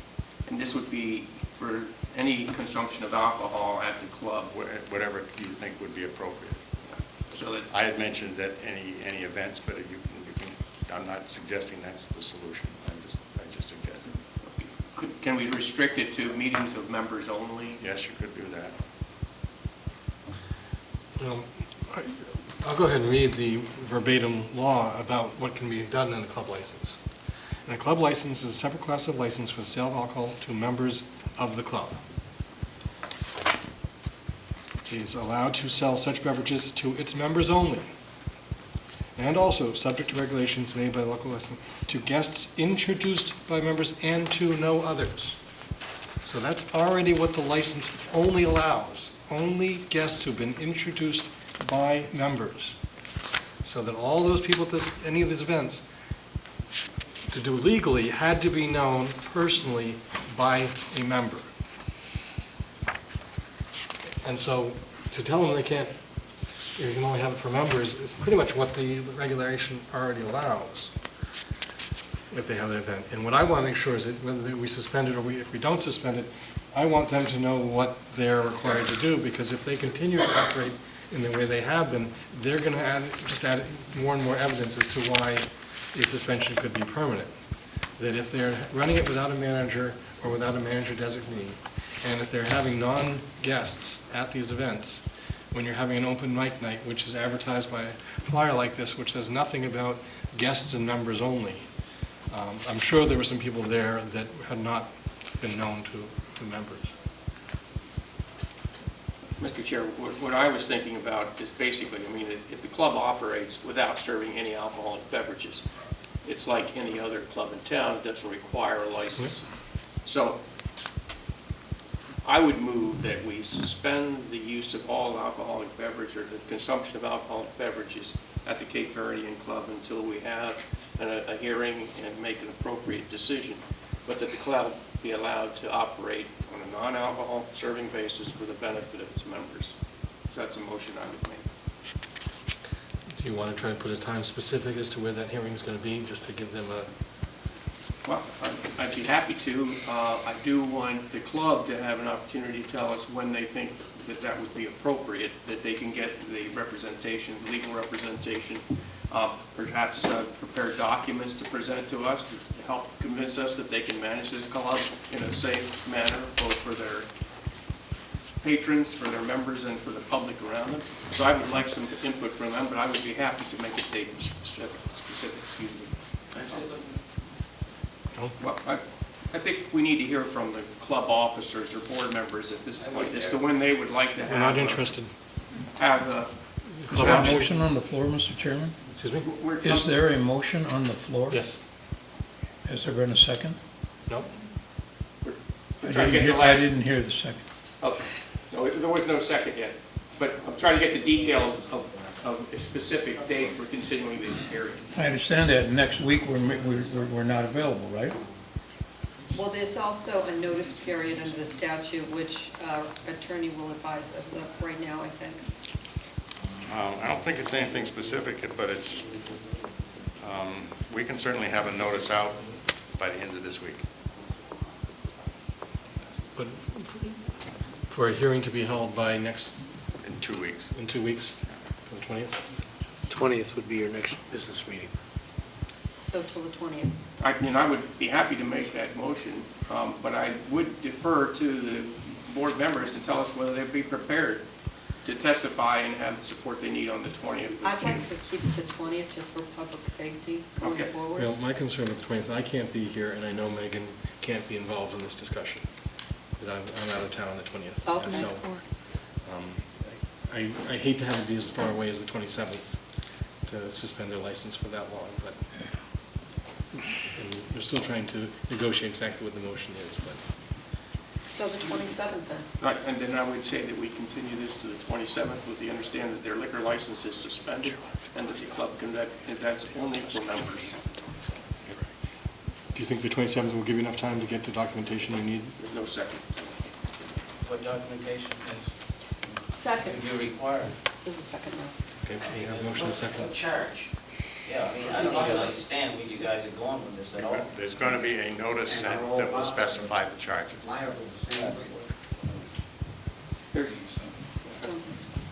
We have a motion, a second, to continue this hearing until the 27th and consolidate with the notice on the other violations that have come forward concerning the lack of a manager, concerning the inappropriate non-guests and members at the club, and the alcohol being served in violation of the license. We can't make any decisions on that because that was not what the notice was. That's what the motion seconds. Mr. Herbst? I understand, I want to understand what the restrictions we're placing on them up until the 27th. The motion was that they could not serve alcohol until after the hearing on the 27th to determine what will happen on the 27th. And there was nothing about members only, or what was that portion about members only? I mean, That the events be restricted to members only. the events be restricted to members only, and no alcoholic beverages may be served until the hearing is held on the 27th. Okay.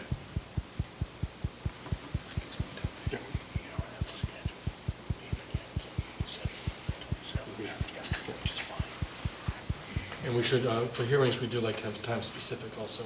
We don't have a meeting scheduled for the 27th, but I think it's important enough to make sure we have one on that day. So 7:30?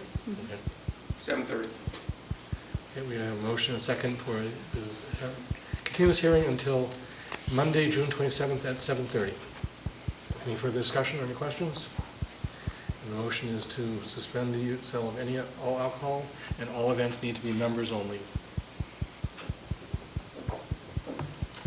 All those in favor say aye. Aye. Opposed? None? The ayes have it.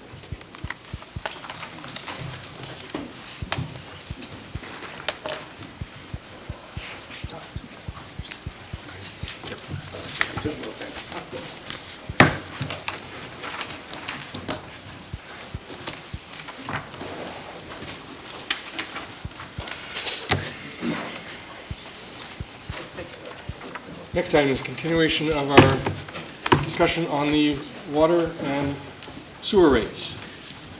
As provided under Chapter 119 of the Code of Falmouth, the public hearing will be held, this is announced at the Monday, May 23rd, 2016 meeting, and continues from that time. So this hearing is still open. Do we have any public comment? Anyone would like to speak on the suggested increases to the water rates and sewer rates? I hear no one from the public wanting to speak. I'll entertain a motion to close the hearing. Motion to close the hearing. Second. We have a motion and a second to close the hearing. All those in favor say aye. Aye. Opposed, none. You have before you in our packet what the rates would look like for next year. And just to remind you, we were given a 5-year portrayal of what it could look like, but every year we'd be having to vote each increase. So while that was listed for future increases, next year about this time, we would have to decide whether we were going to follow that pattern or whether we were going to adopt a different pattern. As you can see, for the water rates, it would be about, on average, about an 18% increase, and on sewer rates, about a 10% increase. And we actually, to have this motion, we'd have to put on the table exactly what it says on the sheet you have in front of you, including the inches and what the rate would be. The percent increase does not need to be a part of the motion. So you want us to read through the entire? The motion actually has to be that. Well, I move that we adopt the water rates as follows. That the meter size of 5/8 be semi-annually billed at $58, represents an increase of 17.2%. That the 3/4 inch meter be a semi-annual billing of $70, represents a 17.88% increase. That the 1 inch meter size be semi-annually billed at $111, an 18.05% increase.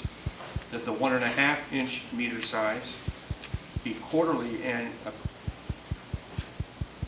says quarterly annual billing. I guess that means quarterly. Correct. It should just be reading quarterly. Just quarterly billing, okay, at $97, that's a 17.02% increase. The 2 inch meter size be at quarterly billed at $139, an 18.27% increase. That the 3 inch meter size be billed at $230 per quarter, at 17.67% increase. The 4 inch meter size be billed quarterly at $277 at a 17.84% increase. That the 6 inch meter size be quarterly billed at $416 for a 17.98% increase, and that the 8 inch meter size be quarterly billed at $552 at an 18.03% increase. The excess rate dollar per 100 cubic feet? 100 cubic feet. Thank you. Be $3.30. So that's our motion for the water rates. Have a second? Second. We have motion and second. Further discussion? Pardon me, Mr. Chairman, that would take effect June 6th today, Oh, it takes with the board's concurrence. to take place. Take effect to take today. effect immediately. Then. Correct. I'll include that as part of that motion. All those in favor say aye. Aye. Aye. Opposed? None? You're doing such a good job. You want to continue on the sewer rates? I move that the following sewer rate changes be made. That for meter size 5/8 inch, that the semi-annual billing be $134 for an increase of 9.84%. That the 3/4 inch meter size be semi-annually billed at $160 for a 9.59% increase. That the 1 inch meter size be semi-annually billed at $255, a 9.91% increase.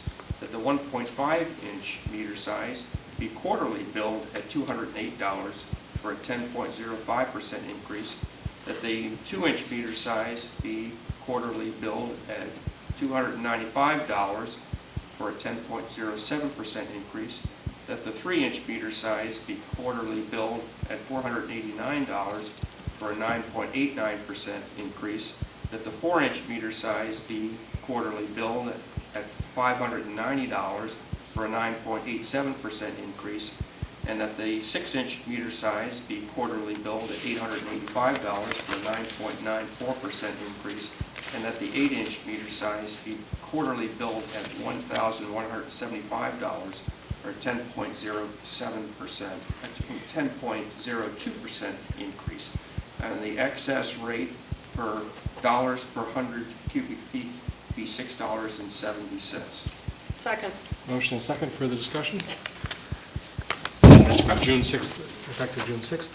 No, I just would add, in both of these motions, both the water rates and the sewer rates, Falmouth has enjoyed very low rates for a very long time. If you compare these rates to virtually any municipality on the East Coast, this is still going to be a rather attractive and economical rate. So these are, even though these percentages sound like rather significant increases, if you compare this to other communities, this does not represent an inordinately expensive service. Just my observations, having lived on the East Coast and in many municipalities. Your motion is second. All those in favor say aye. Aye. Opposed? None. The ayes have it. Thank you for your hard work in bringing that forward to us. Next item is to hear and review, discuss the preliminary report on the feasibility of providing freight service between New Bedford and Martha's Vineyard. Dr. Gladfelter.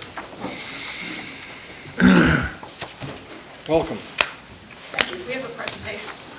Welcome to the new slide. And good luck. Get started. I don't think you're on. You want to be the operator? Watch. You know the first interview question for the next applicant, by the way? I could try. I can do it. Oh, you don't have this struggle. Oh, you made this particular machine? Yeah, I did. I've used also be projected many times as a teacher.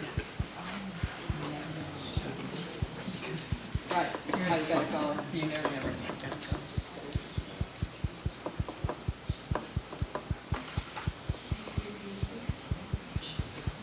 So it's in.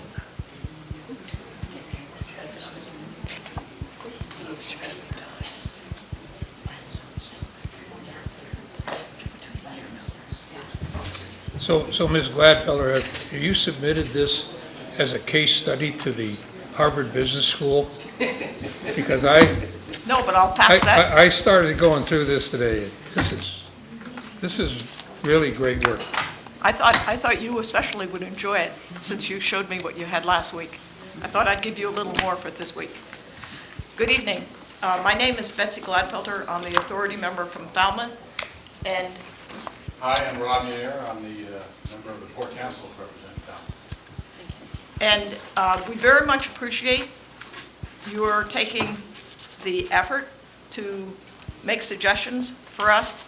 I think to put this study in perspective, and especially the new members, the other 3 members heard me in December, but we're going to give you a little bit of an introduction to how the steamship operates and sort of the context in which these decisions will be made.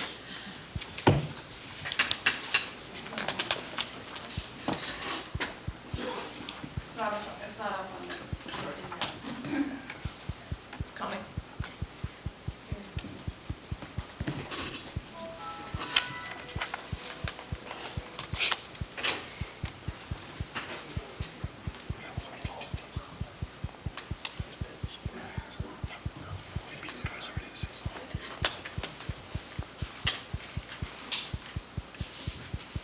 While you're getting that up, I did check that the Falmouth boys did beat the sandwich lacrosse team 15-10 today. All right, So that's good moving on to news. the finals. Both teams advanced, that's good. Oh, yeah.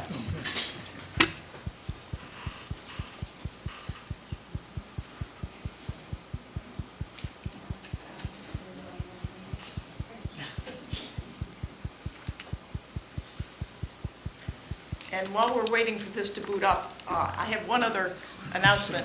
The first picture you're going to see is of our new vessel, the MV Woods Hole. I had the opportunity to christen her 2.5 weeks ago down in Louisiana. I never would have thought I would have gotten a chance to christen a ship. And she sailed up in the last week, and she got to Fairhaven this morning at 6:12 a.m. She'll be over here on Monday, next Monday, at 12 o'clock. We'll have a commissioning ceremony, and you're all invited, and I don't know if you've gotten your invitations yet, but you should, and the public's invited. There'll be an open house.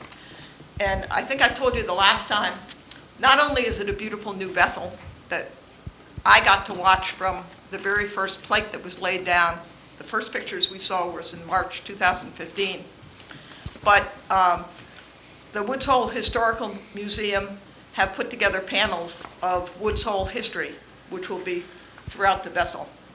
So there she is.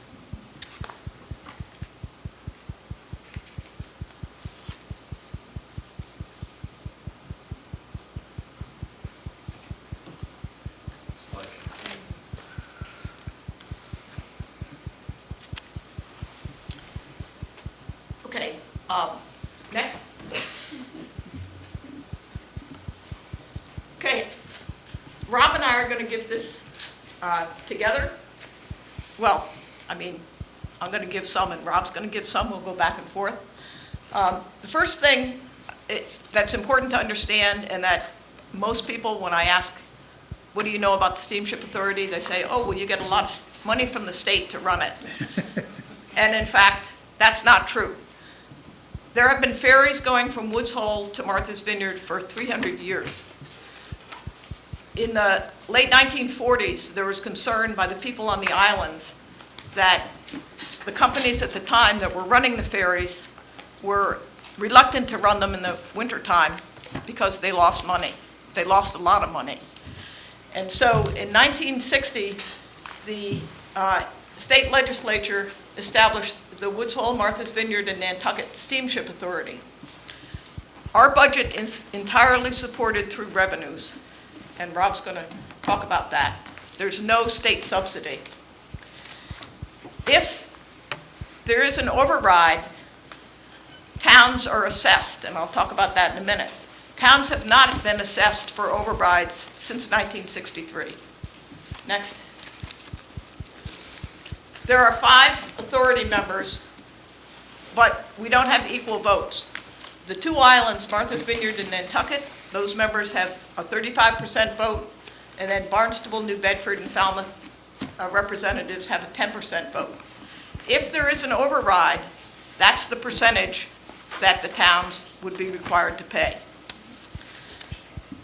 There are, 7 members of the Port Council. We have 5 ports right now. We have 1 Fairhaven repair facility, and the 7th member is from New Bedford. The authority is responsible for voting on fiscal and policy matters. We meet once a month. The Port Council also meets once a month, but we're offset by 2 weeks. Everything that the authority votes on has been vetted first through the Port Council. So we actually work very closely together. Next. The stars represent the communities that the authority members come from. The circles represent our port facilities. And I put the dates to show you when facilities have been either rebuilt anew or renovated. Nantucket in the 80s, Vineyard Haven in the 90s, Oak Bluffs and Hyannis in the 2000s. Fairhaven facility was redone very recently. And as you know, we're beginning a 7-year process to rebuild the Woods Hole facilities. The other thing I want to mention next is that I've had over 50 years experience. Rob, not quite as much, although we found that we actually both were in St. Croix together during the 70s at marine facilities. But both the port facilities and our steamship fleet require constant maintenance. There's obviously annual depreciation, and eventual replacements. And so right now, we have the MV Woods Hole is brand new. She'll go into service next week. The Martha's Vineyard is scheduled this year for a complete refurbishment. And it'll be, those of you, because this is one of the boats we have here that goes over to Martha's Vineyard, if you've ever been standing in the rain trying to get out and downstairs, that's going to be completely covered. That'll be an extension of the area with the dining area. Okay, Rob? So before you leave that slide, thank you, Betsy. There's a couple things to point out. There's basically 4 freight boats there. There's 4 passenger plus car vessels. And then there's the I&O, which is a high-speed passenger ship, vessel down on the lower left. And the Woods Hole is kind of a combination. It's targeted to be a freight vessel, but takes a lot of passengers too. So that's kind of the split between the different vessels. And if you look at the ages, they're 7 of the 10 are more than 23 years old. So there's a process of sort of rejuvenation that needs to be going on, and that's Woods Hole is the first of that. Next slide, please. So now a little bit about the money.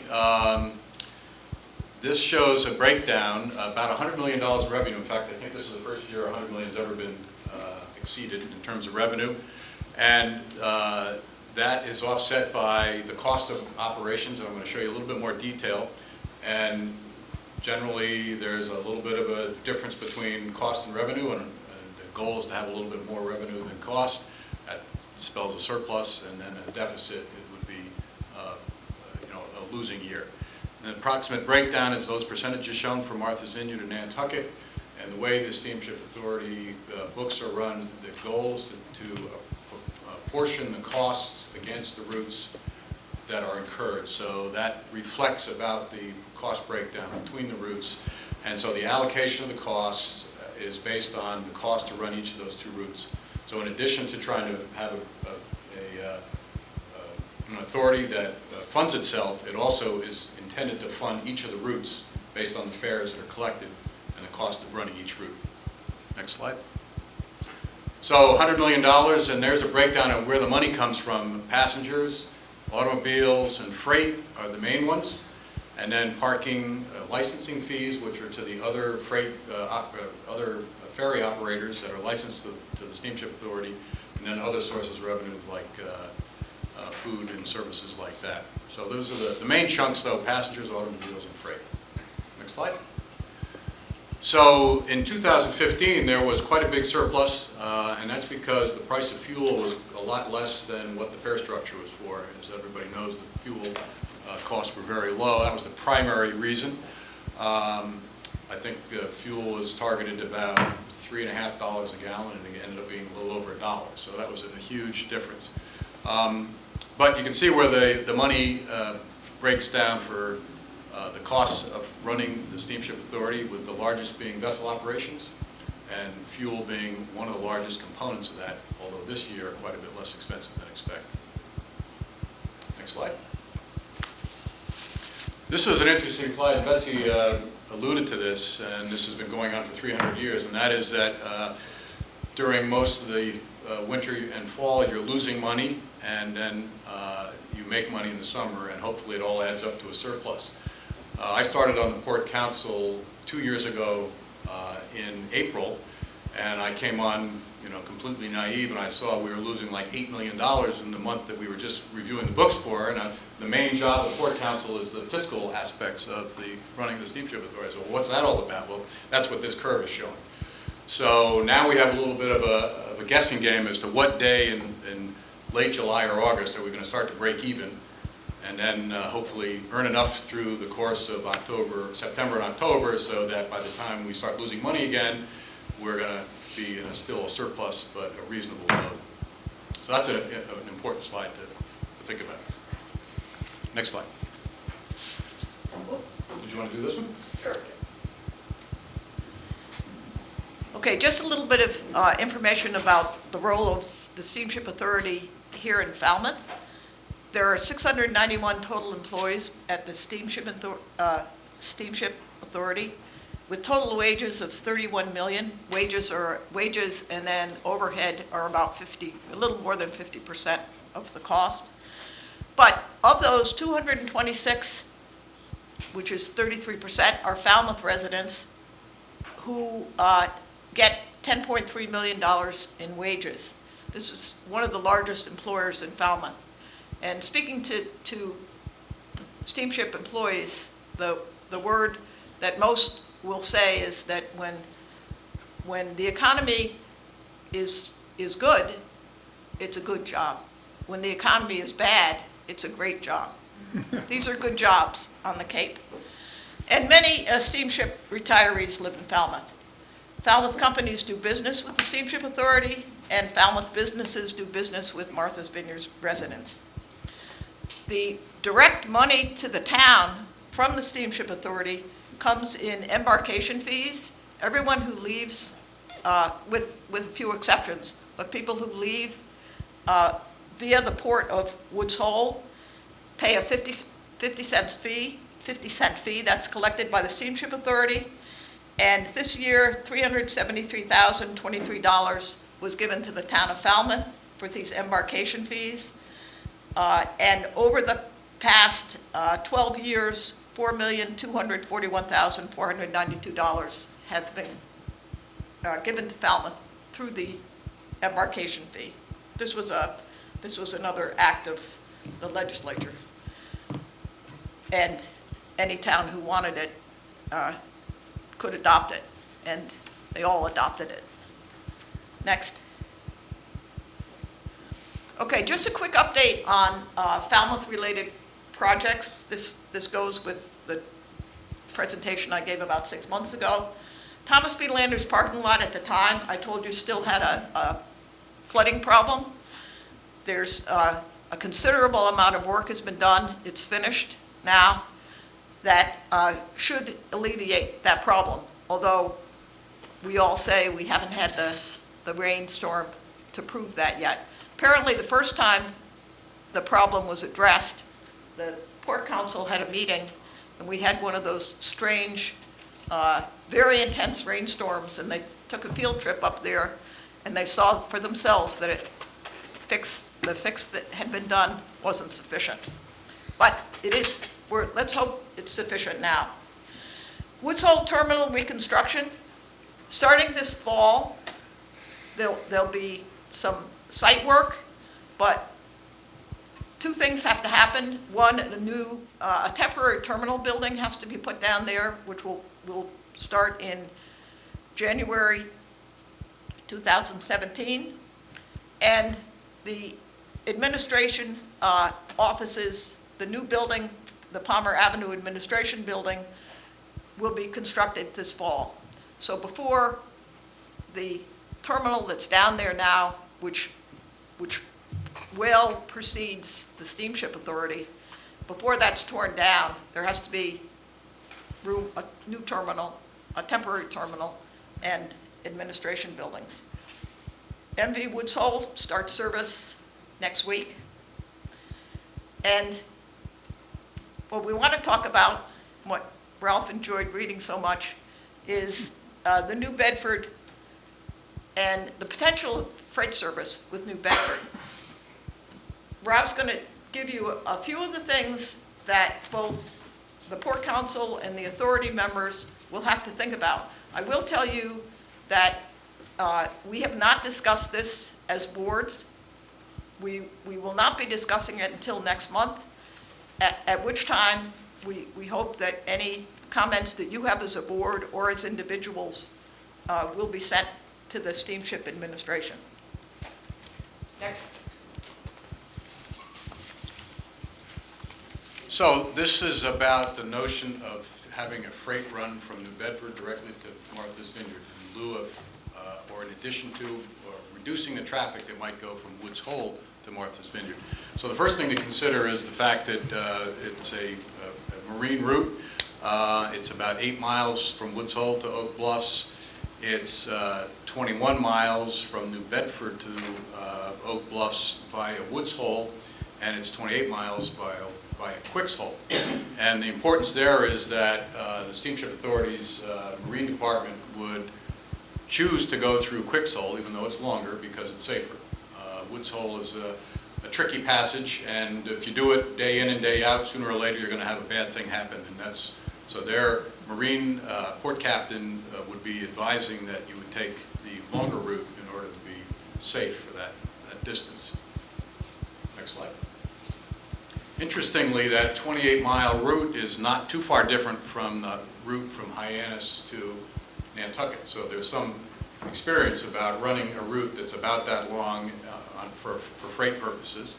And so by making these comparisons, you can see what the differences are comparing Woods Hole to Martha's Vineyard and the Hyannis to Nantucket, and what the approximate ratio is revenue-wise, which approximates cost for each of those routes. So it's about 3 times as expensive to run from, as you might expect, there's a connection between the cost and the distance. It's about 3 times as expensive, whether it's a truck or a car or a passenger, to go to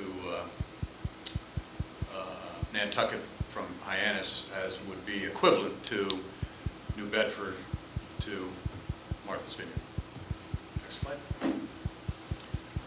This is intended to demonstrate the number of vehicles carried over the last, since 1991, in totality. And so you can see there's upward slopes. There's some dips in the slope. Over the last 3 or 4 years, it's been upward, but the trends are in the 1% a year or even less on average. And so that there's really no argument that there's a huge increase in traffic taking place right now. So if you look at that, those are the numbers, average increase, percentage increase over 10 years. And the numbers are relatively modest. I'm concerned about a 10% increase over 10 years. I guess, well, year by year it's a 1%, but you have it added up, and it ends up being a 10% increase over 10 years. And well, I went back and, I hear what you're saying. I went back and looked. In 2015 and 2007, the truck count was exactly the same. Right, but over the past 25 years, it's been a 25% increase. So if we, No. We went from under 400 to over 500,000. 1991, it was under 400, and we're now over 500. That's more than a 25% increase. So I can't explain what happened back there, but you can see that it's been level for the most part since 2000. And I guess the point that, the truck traffic was identical in 2015 and 2007. And from what I've observed, this is not a leading indicator, but it's a very good measure of the state of the economy. So when the economy's good, the numbers are up. When the economy's not, the numbers are down. Just, Mr. Chair, while we're on this subject, were there any studies done with respect to the production of the new boat that it might attract more riders? The production of the new boat was really to address the point that I made on the slide about the ships, which is it's an aging fleet, and you need to have, there's a vessel on there that was from 1954. No, but I was wondering if there had been any studies done, whether in terms of increased ridership. Can you answer that? I don't know the answer to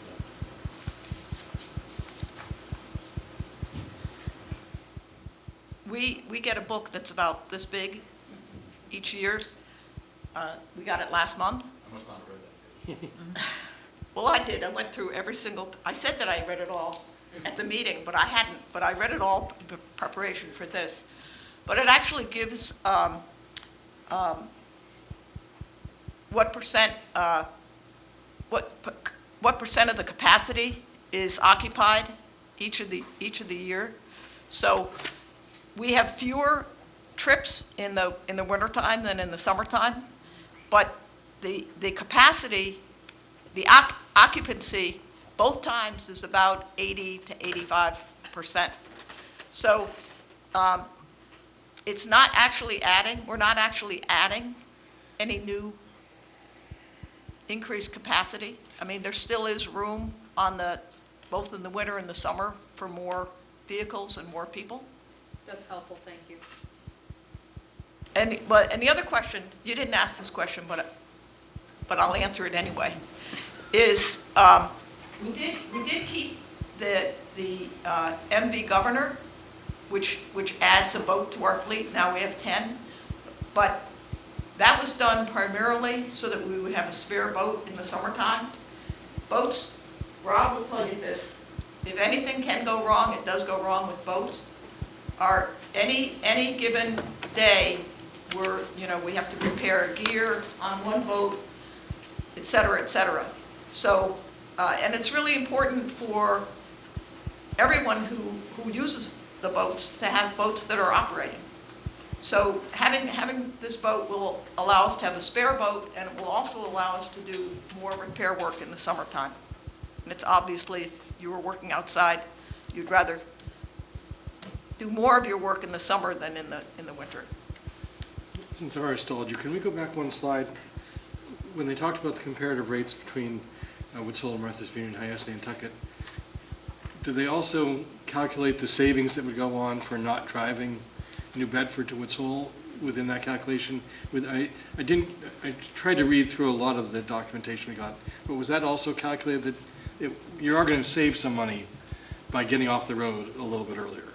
Yeah, so there was comparisons made to both the fuel and the time for the drivers. In fact, they also looked at the notion of having the trucks go driverless. Right. Okay, I want to point out something about this slide. This, if any of you have taken the ferry recently, you know you're paying $8.50, and this says $7.05, because this is the price per person for everyone who went there, all the sports teams, et cetera. Just to clarify, if someone wonders why they're paying more. Good point. Great, thank you. Okay, now, there were recommendations in that report. I don't know if you all got to the end of it, but I want to just quickly go over these recommendations, and I also want to urge you to think of suggestions that you can give us, because before what's going to happen is suggestions come in by June 25th to the Steamship Authority. They'll be given first to Rob's board. They meet in the beginning of the month, and then they'll come to our board, and our boards will discuss this report. And then we'll say to the administration, this is further information we would like to make the decision as to whether to accept this report or whether to make suggestions for having different recommendations here and so forth. And then a final version of the report will come out in August. So the recommendations, and largely based on the fact that it's a longer distance, which means more fuel, but the other primary and very critical is staffing time for the steamship employees. So here are the recommendations. The first is entertain a proposal from Parker Marine to provide barge tug service for transporting freight vehicles on a roll-on, roll-off basis and pursuant to license negotiations. And that seems like a straightforward thing to do. Parker has facilities on both sides and already takes building materials and so forth across. Okay, the second is to engage the services of a consultant to explore whether a private operator might provide freight service under a license agreement. But there's something critical that we haven't mentioned yet, and that is the last time this was tried, which was like 15 years ago, the state pier in New Bedford was used. Well, that's been condemned for use for truck. So as it stands right now, other than Parker, there's no place for a roll-on, roll-off service, and that'll come up in a second. The third suggestion is that the steamship work with all entities, Cape Cod Commission, Martha's Vineyard Commission, and all the municipalities involved to develop a joint submission to the Commonwealth. First, to fund the construction of a suitable freight terminal in New Bedford. And I'll go so far as to say, I agree with you, Doug, at some point, there's going to have to be an alternative route. And second, to provide annual funding to make up the deficit between the cost of service and revenue derived from the service. Next. Finally, once the funding secured and is scheduled for the New Bedford terminal completion established, which we just talked about, the steamship enter into a time charter for a freight vessel from a private operator in accordance with the following parameters. So the steamship authority would operate it, but it would rent this vessel. 2 round trips a day for 22 weeks a year. The steamship would provide reservation and ticketing services that would be integrated into the steamship system. I'm going to skip down to 7. The recommendation, and this is a recommendation that I felt very strongly about, rates of fare would be the same as established for the Woods Hole route, so that you could make a reservation as a freight operator to leave from New Bedford, go to Martha's Vineyard, come back through Woods Hole. The first daily trip from New Bedford to Martha's Vineyard would be designated as hazardous. Customers with automobiles could travel standby on freight trips as they can now from Woods Hole, and this was one of the concerns the last time. Boats would be leaving, back going to New Bedford, and would be empty, and there'd be standby cars who said, hey, I'll take that. Freight shippers could send driverless trucks if, and this is another problem, people who drive trucks or people who pay to have people drive trucks don't necessarily want to pay 2.5 times as long the time for the ferry to go. So freight shippers could send driverless trucks if physically met on the other side for immediately driving off the vessel. And this is done sometimes in Nantucket. And finally, the New Bedford freight service would be provided on a summer seasonal basis for an initial 3-year period, but the steamship would have the option to extend the operating season if this looks like a good operation for everyone concerned. The 2 round trips a day on weekdays wouldn't reduce the number of round trips from Woods Hole. It would just, we have to be careful about this, would get some freight trucks off of those boats and put cars in their place probably. Probably. I think one thing that You should be aware that you may be increasing car traffic by decreasing truck traffic. That's correct. But, I think the boats would operate as they do now. If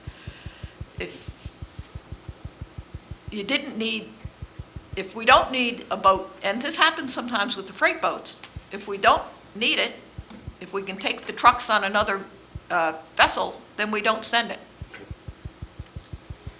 I think there's just one point to add on this is that obviously the assumption is that there's a subsidy. And using the staff's analysis, it costs about $2.5 million to run this route. And the subsidy would have to be a little over $1 million in order to have the fares be the same as the Woods Hole. We have the 12 million surplus this year. There's room for that. Well, we'll see as we start construction. $5 next year too, but so that's the key there is the subsidy, and that's obviously a big one. And also a freight facility from New Bedford. I mean, this is something obviously that New Bedford would have to embrace, and we'll have discussions on that next month. Okay. I'd just like to say that I think in reading through the material, what I found interesting was just that there is, the approach is that there are a number of options put on the table, some that are more short-term, addressing some short-term needs and long-term. So I think it's you know, it seems like a report that was well done and that there's a number of recommendations to be considered, so I certainly appreciate that. And I think we constantly feel that pull between recognizing the service that the Steamship Authority serves, a significant service, as well as thinking about issues about traffic and the number of, vehicles for freight as well as just regular passengers. So I appreciate that this seemed to really take into account all of that and gives us a lot to think about, so thank you. Good. Since you brought that up, I will mention, Julian and I were in a meeting last week, and that, in addition to what we're doing here, we work, and I've been in meetings with Heather too, we work with the town on a number of issues, and one of the issues we're directly concerned with is sort of timing of the traffic on Palmer Avenue, and these aren't easy, and we have to work with the state, of course, because it's a state highway, but there are things we can do. There's things within the steamship scheduling that we're trying to do to alleviate some of the busiest traffic. So. Thank you. Mr. Herbst? I think the report said that all things considered, if you institute freight going from New Bedford to Martha's Vineyard, that there would be a reduction of about 40 trucks per day going down Woods Hole Road. And I believe there was a statement in there that said that they weren't convinced that most people would even notice that. Okay, well, let me clarify that. That would be 40 trucks both directions? 40 trucks would be going both directions. So it would be 20 trucks a day, and the average number of trucks in the summertime is 80 trucks. So it would be a quarter. Right. I mean, that, since I moved here 26 years ago, that seems to have been a big issue, is all of the traffic going from downtown in Falmouth down Woods Hole Road. And well, so, it has been, but we, as we just showed you, for the last 17 years, it hasn't really changed that much. Right, I know it. So the people that It's a suffered perception. 17 years ago are still suffering. Well, you could put it that way. Well, I mean, but that seems to me as though one of the main reasons for looking at this is to reduce the traffic being generated out of Woods Hole to Martha's Vineyard and to try and find an alternative. I think it's a great idea to do what you're doing here, and but to make a statement that a 20% reduction wouldn't be noticed, I mean, I don't live down that way, so I don't know how people feel about that, but hopefully 20% reduction would be well received. I'm guessing. Perhaps. Yes. Mr. Patterson? Yeah, in reading through your report, I noticed that you mentioned that the state pier in New Bedford, portion of it is in disrepair or has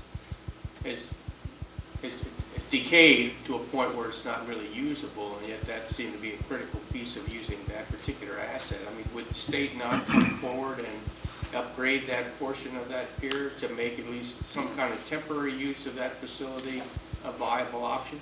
Well, here's the problem. That's the Steamship Administration has been looking into that and has met with the manager.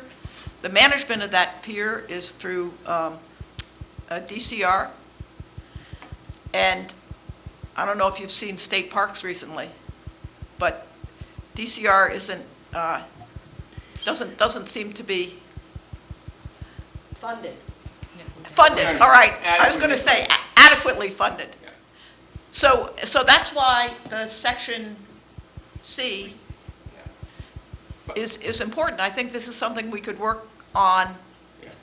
But my point would be that it actually would be earmarked as a particular project that the state would fund, that's all. No, but I think it's something, I agree with you that we should do that. I don't have any disagreement with that, but I say this is something that we should also work on as not just the steamship, but also the municipalities and the other government agencies involved. In terms of suggestions, I wanted to know what the progress or resolution is of the question of putting solar on the parking facility, above it actually. Is that a dead issue? Is that something that we can still look into and make part of our suggestions? One thing I can tell you about the steamship is there's never a dead issue. Things come back. And I had forgotten about that.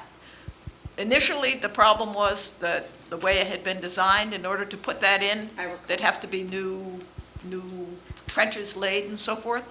But that's something that we can bring back to our respective boards as a request. Along those lines, as a second request, I think a better way to spend the surplus funds that the chair mentioned, instead of wrapping it into the reconstruction or, kind of juggling as you do with the fuel costs going forward, I think it would be really beneficial to produce something with those funds, since basically people kind of paid extra for something that turned out to not really happen. And, it was it was a little bit of a benefit, and I know you do that every year, but my point is, we've looked at in the past, the buses that are all driving around with, various amounts of emissions. There was a review not too long ago by the steamship for electric powered, for example, or solar powered, or olive oil, or other kinds of buses. I don't want to talk about olive oil. I'll tell you why. I'm wondering later whether on. We could also make a suggestion that those funds be looked at in terms of getting a different kind of fueled bus that would be more advantageous for the environment on Falmouth streets. I don't want to leave you with the idea that we have money burning in our pocket with things to do.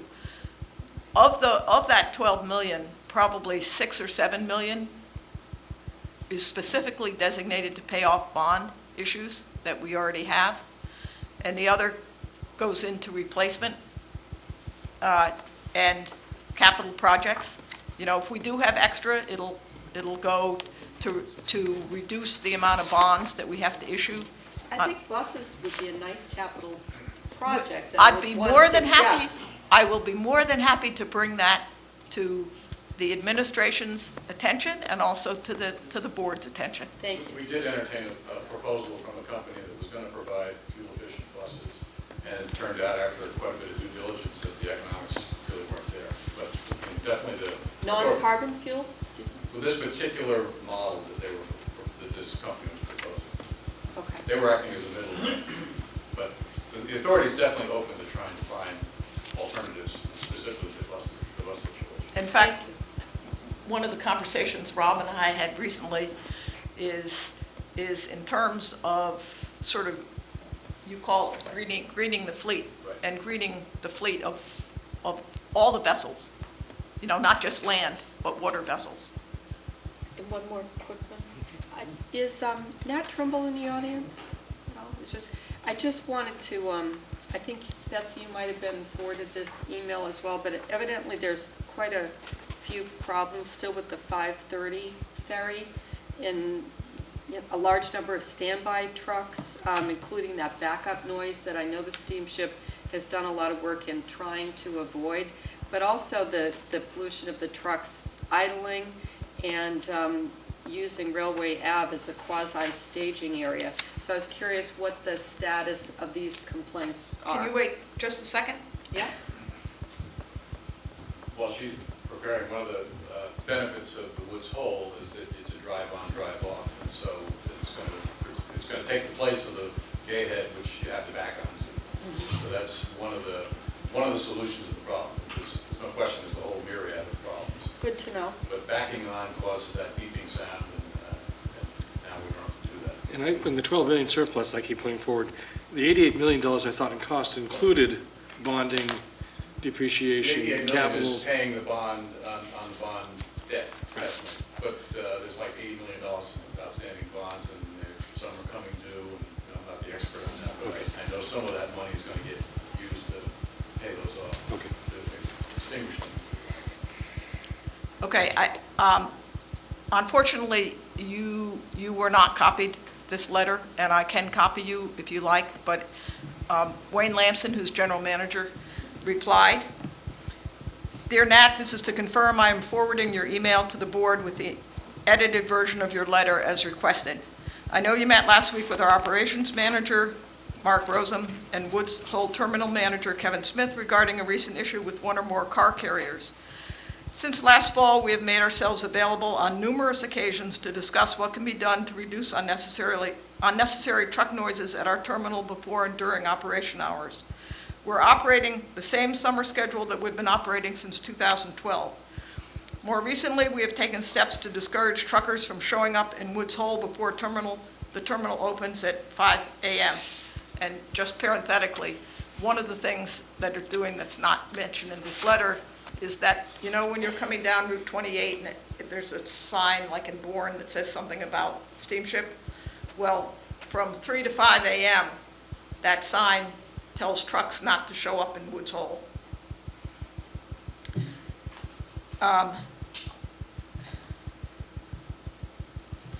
We have posted additional no idling signs at the terminal. We've sent multiple letters to our regular shippers advising them to be respectful of our neighbors at all hours of the day and to obey the no engine idling law while on the Steamship Authority property. When you have brought a problem or an issue to the staff's attention, and even at authority meetings, I believe we've made a good faith effort to try to resolve your concerns to the extent we can without transferring the problem to another part of town or creating other issues. We will continue to make ourselves available to you and our immediate neighbors." And actually, Nat replied to that, saying that it's not the summer schedule that he's upset about, it's more the spring and the fall schedule. So, Just to follow up on that, because the question that Sue asked was the question I was going to ask, just because we know there's been this ongoing issue for folks who live in the area, but, and I don't know if you know this, but I understand that the steamship has a policy about the no idling and not coming down early. well, that's a state law. But what, is it being enforced? Do you know if anyone, I mean, really, there are people, if it's not being enforced, it's. well, they enforce it as best as they can. When the station manager, Kevin Smith, sees it, or whoever is on duty, they go up to the truck operator and tell them to turn their engine off. And if you talk to many of the neighbors there, they'll say Kevin Smith does his best to mitigate noises that are there, as does the rest of the authority. All right, well, thank you very much for your presentation. We'll get back to you with some suggestions if we have them. Great, well, I hope you do. In addition to the two. Right. And what? The two. Oh, I'll remember the two Thank that you. Sue gave. Thank you. We think the idea of freight to New Bedford's a great idea, though. So keep going. Yeah, well, I think eventually it's going to have to happen.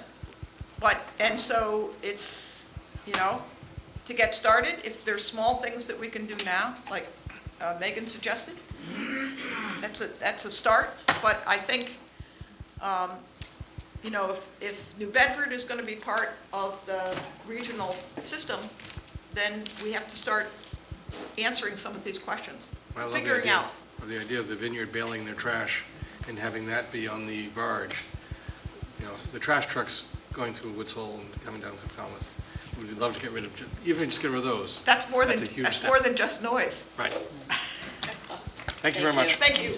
Jane has a. Yeah, Jane? I was hoping I had an opportunity, because this is really what I wanted to come for. I'm going to wear my transportation hat, if I can make it successfully to the podium. Jane Perry, Precinct 8, and I am Falmouth's representative of the Cape Cod RTA. But I'm going to wear my old transportation hat, which I will always wear, and I'd like to give you some food for thought through you, Mr. Chairman, to both Dr. Gladfelder and this gentleman. I don't know your last name, I apologize. if the Transportation Management Commission was still inceptive and still in part of town government, which it got derailed in 2009, if you go back through our records and maybe talk to Captain Bushy, who is at Mass Maritime Transportation Logistics, and his partner, General Flanagan, John Flanagan, who's up in the sky, thinking, wow, we've finally come a long way. And the report they gave was awesome, because we have been talking about traffic, truck traffic, roll-on, roll-off in New Bedford since I was appointed in 1996.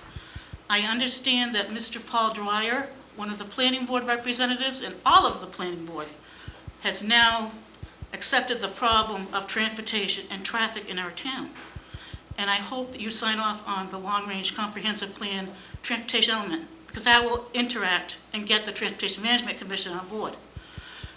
We need some suggestions to go to this committee, both of these people.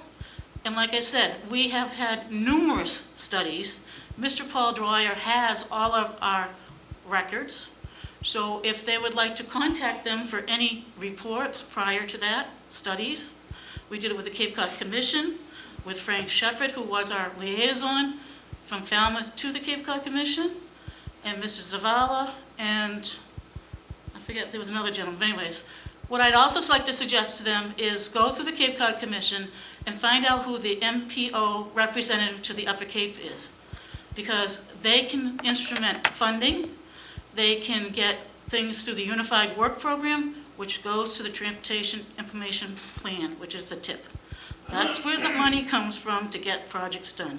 And I am thrilled, as General Flanagan will be standing here next to me, or Captain Bushy, that their cadets, there was their projects, to do surveys and traffic counts for roll-on, roll-off freight service from Woods Hole to New Bedford, and also traffic down Woods Hole Road. Thank you very much. And again, this was the best report I've ever heard. Thank you very much, both of you. Thanks, Jane. Our next item is to interview and appoint members to the Historical Commission. We have 5 positions in this new commission, and we have 5 applicants.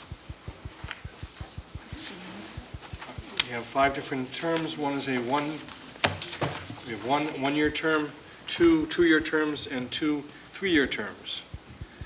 And so we're going to interview all the applicants before we make any decision. First, we'll start with Nicole Goldman. And we're going to ask each one of you to introduce yourself and tell us why you'd like to be on the Historical Commission.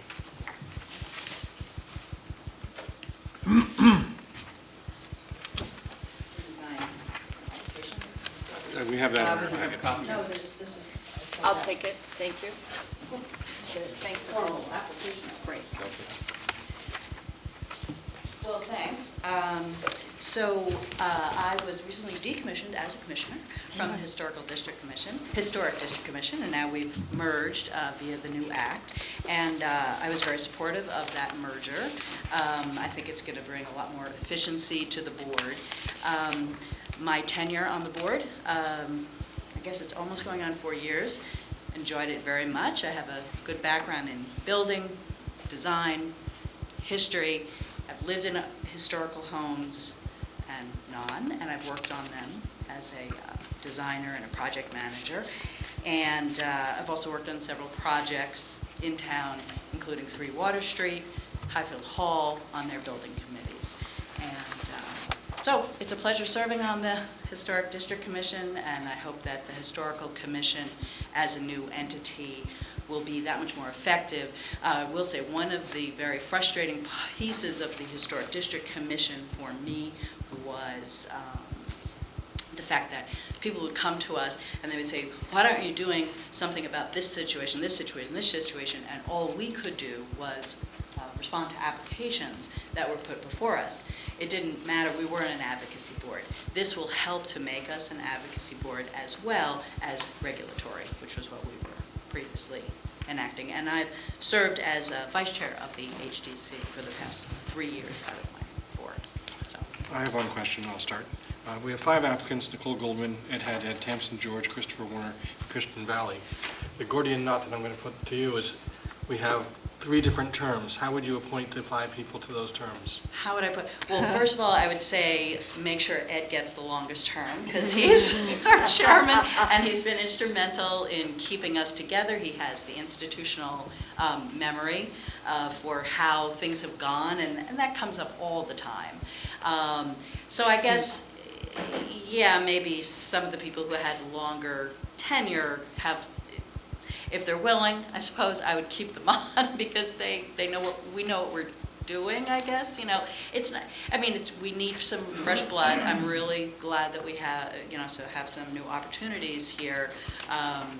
And we need different types of expertise, and so that's also been, that's really important. I didn't even know till you announced it that there were different terms. But just so we're not trying to replace all of you. Oh, I see. In 3 years from now, okay, all 5 people have to be replaced. It's just when you start a new board, right, you have it in that staggered. Right. Okay, yeah. That makes sense. Any other questions from Ms. Colden? Mr. Herbst? Yes, I was going to ask somewhat the same question. Which of those options would you prefer? And also, just to note that a person who takes a 1-year term can be reappointed next year for 3. So, well, of course. So it's these are just sort of nasty things we have to go through when we appoint a new board. So, would you have a?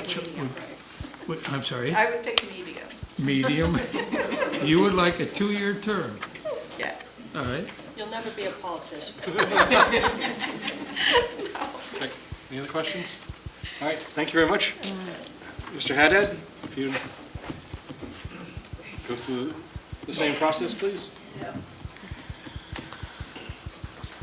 My name is Ed Haddad. I've been on the Historic District Commission since 2006. I was first appointed as an alternate for 2 years and then appointed as a regular full-time member after that.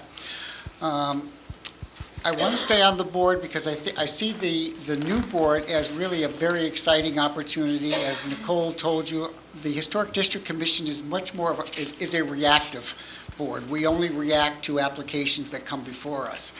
And we are really sort of hamstrung where we can't react to other historic problems in the town that we see, where properties outside the district come up and people come to us for help, and we really can't. So I see the new historical commission as being almost an extension of what we've done before in a much more positive way. Now we're able to do the regulatory responsibilities within the historic districts, but we also now have much more leeway to look at other parts of the town where there's historic properties where we had never been able to do before, and react to those in an advisory role, which makes this board a very special board, I think, going forward. I think it was a great move by the selectmen to craft the board in this way and combine both functions to be much more comprehensive. Any questions for Mr. Haddad? Or do you have a suggestion as to how do we distribute these positions? Like I said, it really, like you said, it doesn't matter. I guess when you think about it, you just reappoint, and I understand the staggering process as a formality. But I think that the issue of longevity is really very important. I know a lot of the boards, they like shorter terms, or they recommend shorter terms, and I found that in my term here being actually longer, there is an institutional knowledge that you learn from being on the board. You learn how to deal with issues. These are homeowners that are coming before you. You learn how to deal with these issues. This is not just black and white. These are people's homes you're talking about. And you really need to understand the subtleties when people come to you about their issues, what they want to do with their property, yet keeping in mind at the same time the districts and your responsibility to the town that you have to abide by those districts too. So you really have to balance, and that doesn't come overnight. You don't learn how to balance those responsibilities very easily. And you learn those, and you want to be fair, and you want to be constructive, and you want to be helpful at both times, both to the town and to the thing. So you need to learn that over time.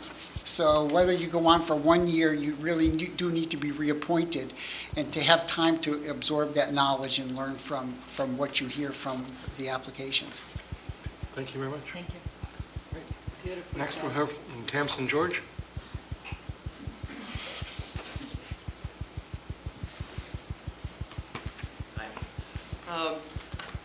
I had to look it up when I was appointed to this board back in 2010. And at that time, we had to recruit somebody from the Historical Society, and I got recruited. So it was, somebody had to do it. And I thought it was absolutely fascinating once I became involved, because personally I have been, in all of my working life, not working now, have been involved with historic preservation. I've run as a business historic sites in a nonprofit situation and so on, and worked in museums. So my interest is in the historic preservation side of things, and I've helped restore 2 houses and so on. The fascinating thing that we have been able to do is work with people on how they can work within the district rules rather than just laying down a black and white situation. We can say, what can we work this out? Can we make this a little bit better here? And so I do think that we serve the town in that capacity. I'm happy to serve only for 1 year. I've already done 6, you know. It's okay with me, I'm cool. So you can put me down for 1 anyway. And then we'll see. I don't know what else I can tell you. Any questions? Thank you very much. Thank you. Yeah. Next is Chris Warner.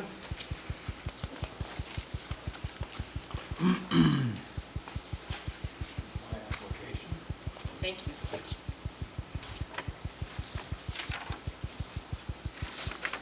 Good evening. I don't know much about the Historic Commission or the Historic District Commission. I got a call from Nicole a couple of weeks ago, you know, she asked if I might be interested, and if I was, I'd have to put in a letter of interest quickly. And so I did, and this is the next step, I guess. And, I'm a registered architect. I've been, I guess I hung my shingle in '03. The prior member of the Historic Commission was a dear friend of mine, Tom Chase, who recently passed away, and he and I started working together in 1980 and worked on a number of historical properties in and around Falmouth. You know, we used to pull out those old cut nails, and we enjoyed that passion. My mentor when I was up in Boston doing architecture school, the program I was in, it was work in the day and go to school at night. And Dick Stopfeld was a historic expert, and so I worked with a lot of properties up there that were historical. The city of Boston was a frequent client of ours. My family home is a historical home here in Falmouth.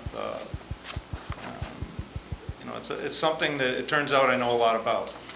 And Nicole said that it's recommended, I don't know if it's required, but it's highly recommended that there be an architect on the commission. And I've been on the Housing Trust Board for almost 6 years.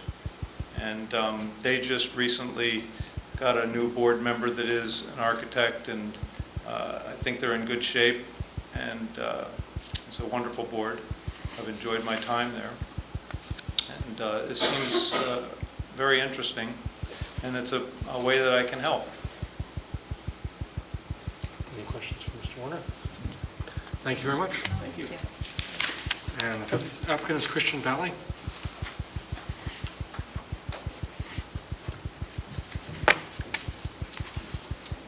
Good evening. My name is Christian Valley.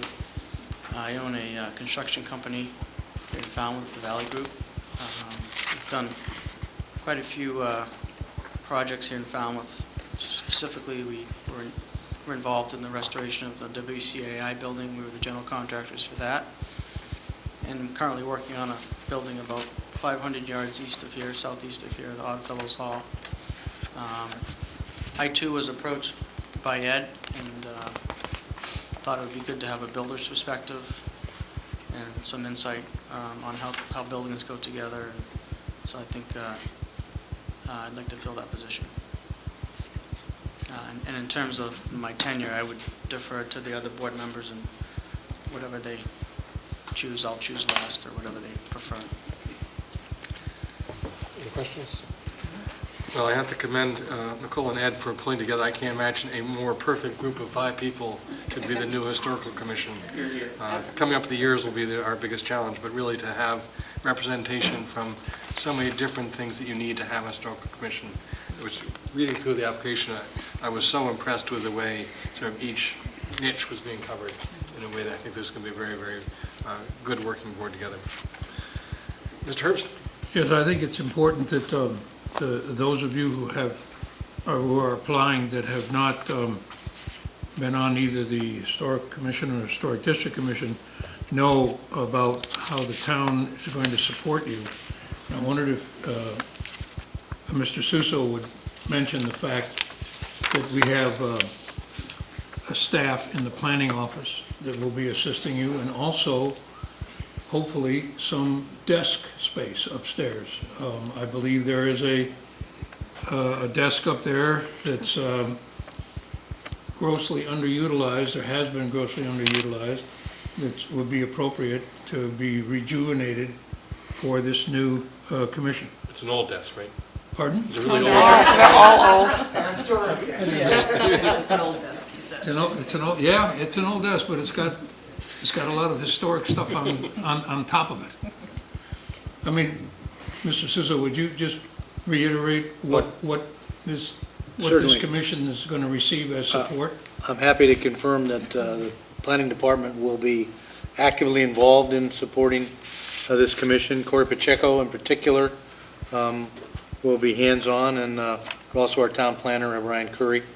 And we stand ready to support your fine work going forward, and I'm certain we can come up with an appropriate space allocation as would be further supporting as well.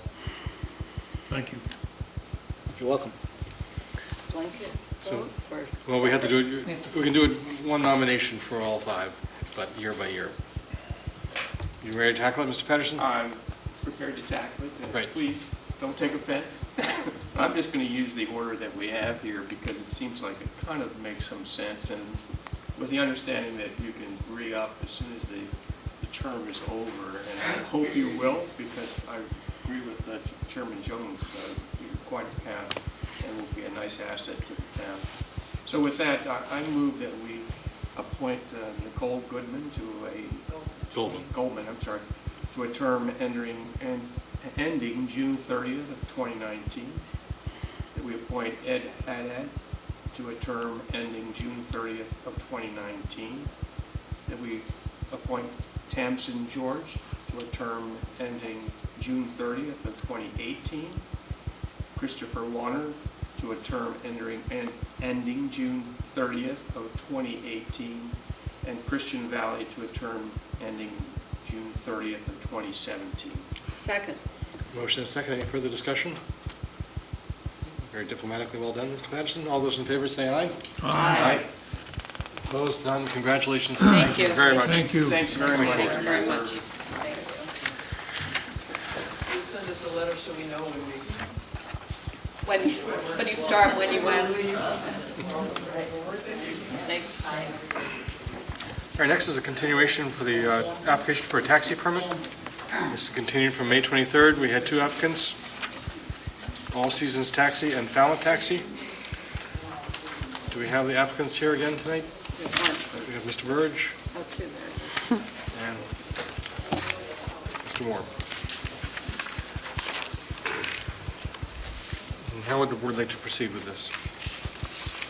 Mr. Moore did raise a question that I guess we should make sure we get answered from Mr. Burge about whether he has a physical office location. Has that been resolved? The code is very clear that we do need to have a physical location as a taxi holder.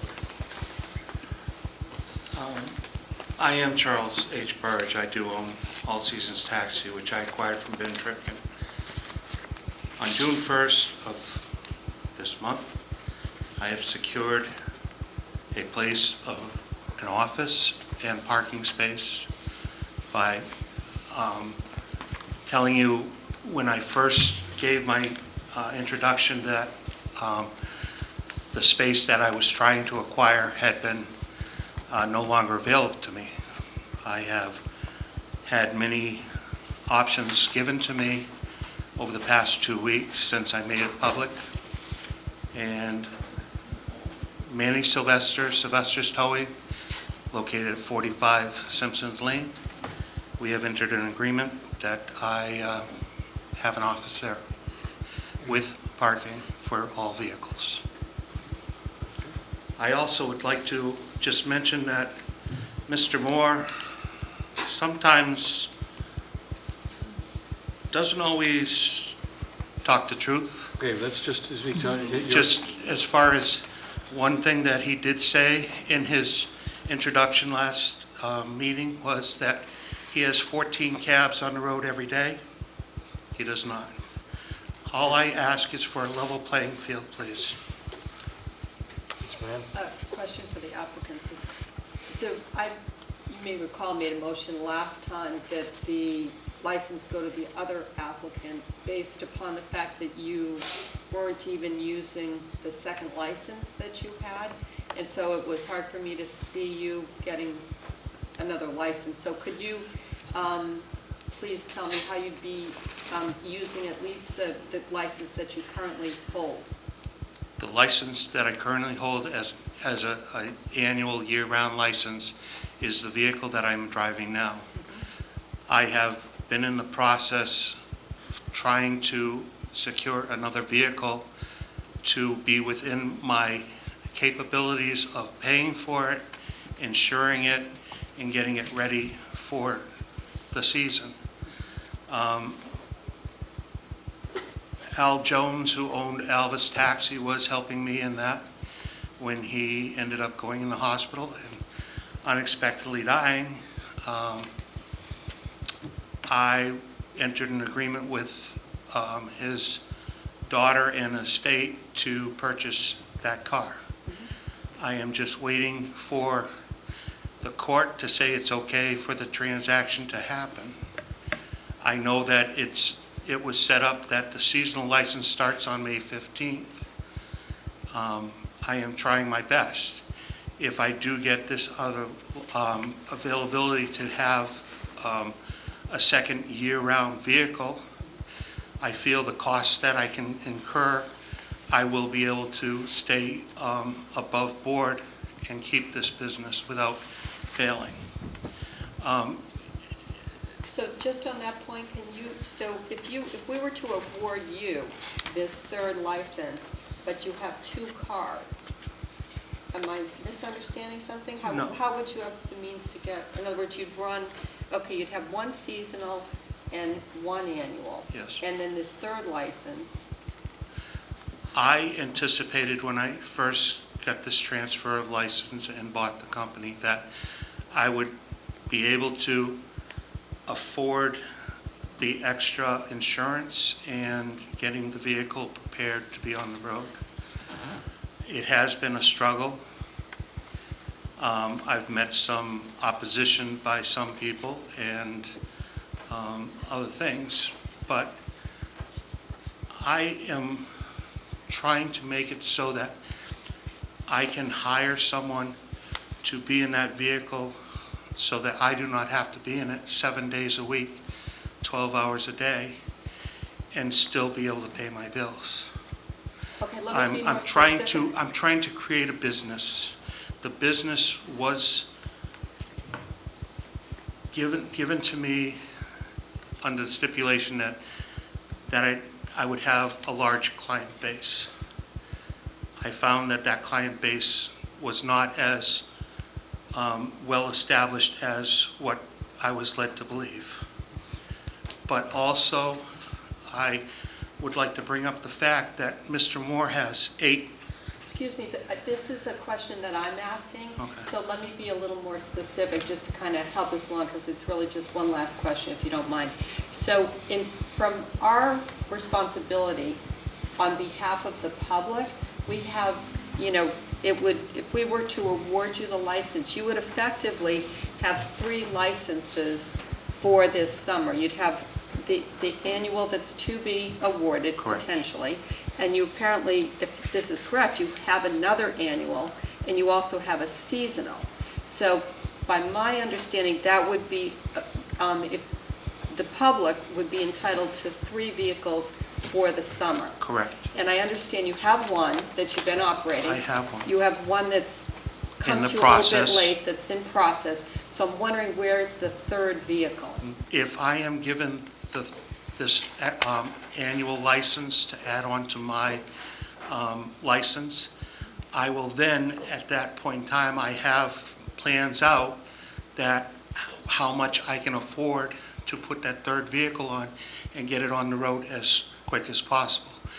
I am hoping, I cannot predict every day.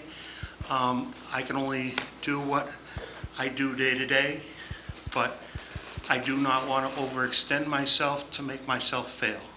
I understand. So And I am looking at other options if, are ready, and I continue to keep on doing that, to look for a 3rd, if I am to get that license to get a 3rd vehicle on as quick as possible.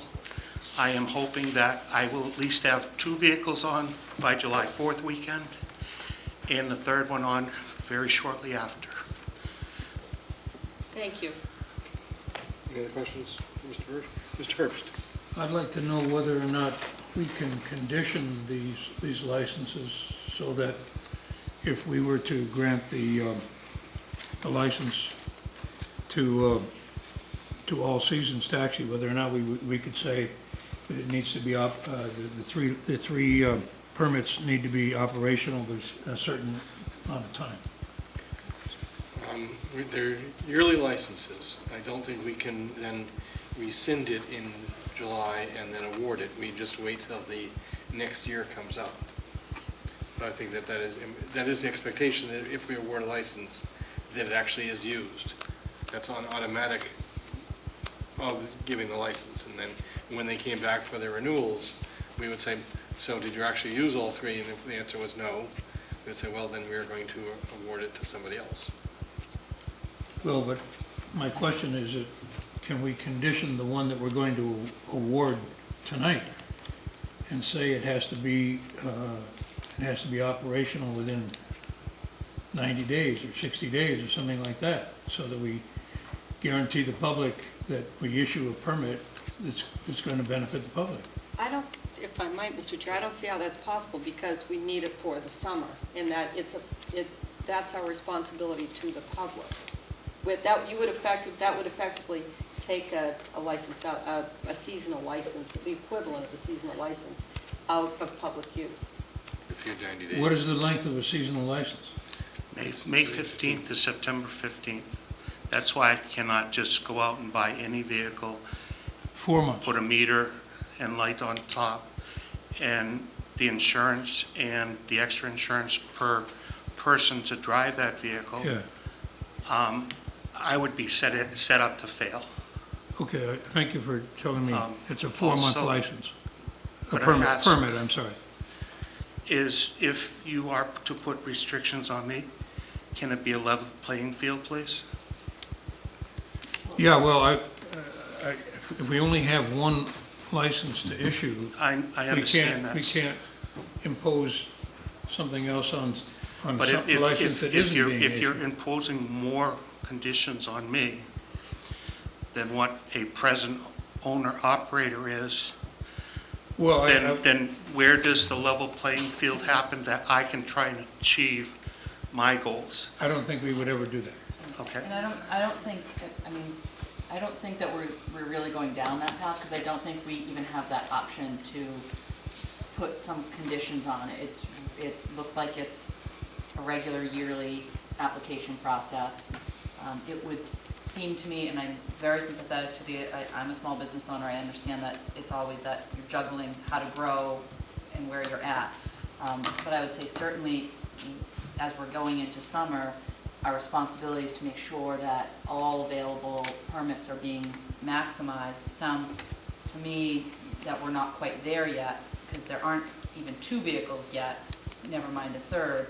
But I would recognize that I think it's part of what we do as a board, because we're reviewing it each year, to see where things are at, you know, the next time a permit comes up. And if there's 3 vehicles ready, that's, to me, I would see the situation in a different light than I do right now, particularly given that we're going into the summer months. And I think we have to be really aware that taxis, or, you know, these services aren't just for folks who want to go home after they've maybe had one too many at a bar. These are for a lot of folks in this community who don't drive anymore because of their age or their health conditions. So I take that into consideration when weighing what it would need to have a permit out there that wasn't being maximized.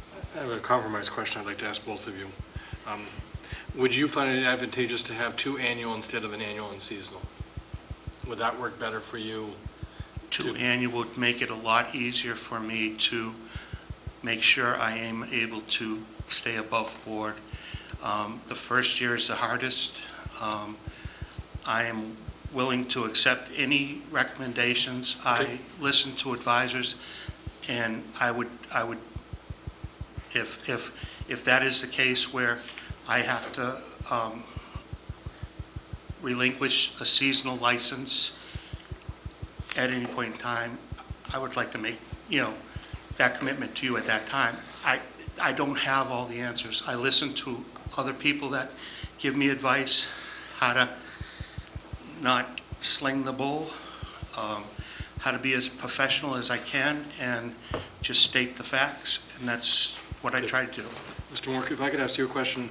I understand you're interested in the additional annual license. Would the additional seasonal license have any interest to you at all? I mean, Kevin, like,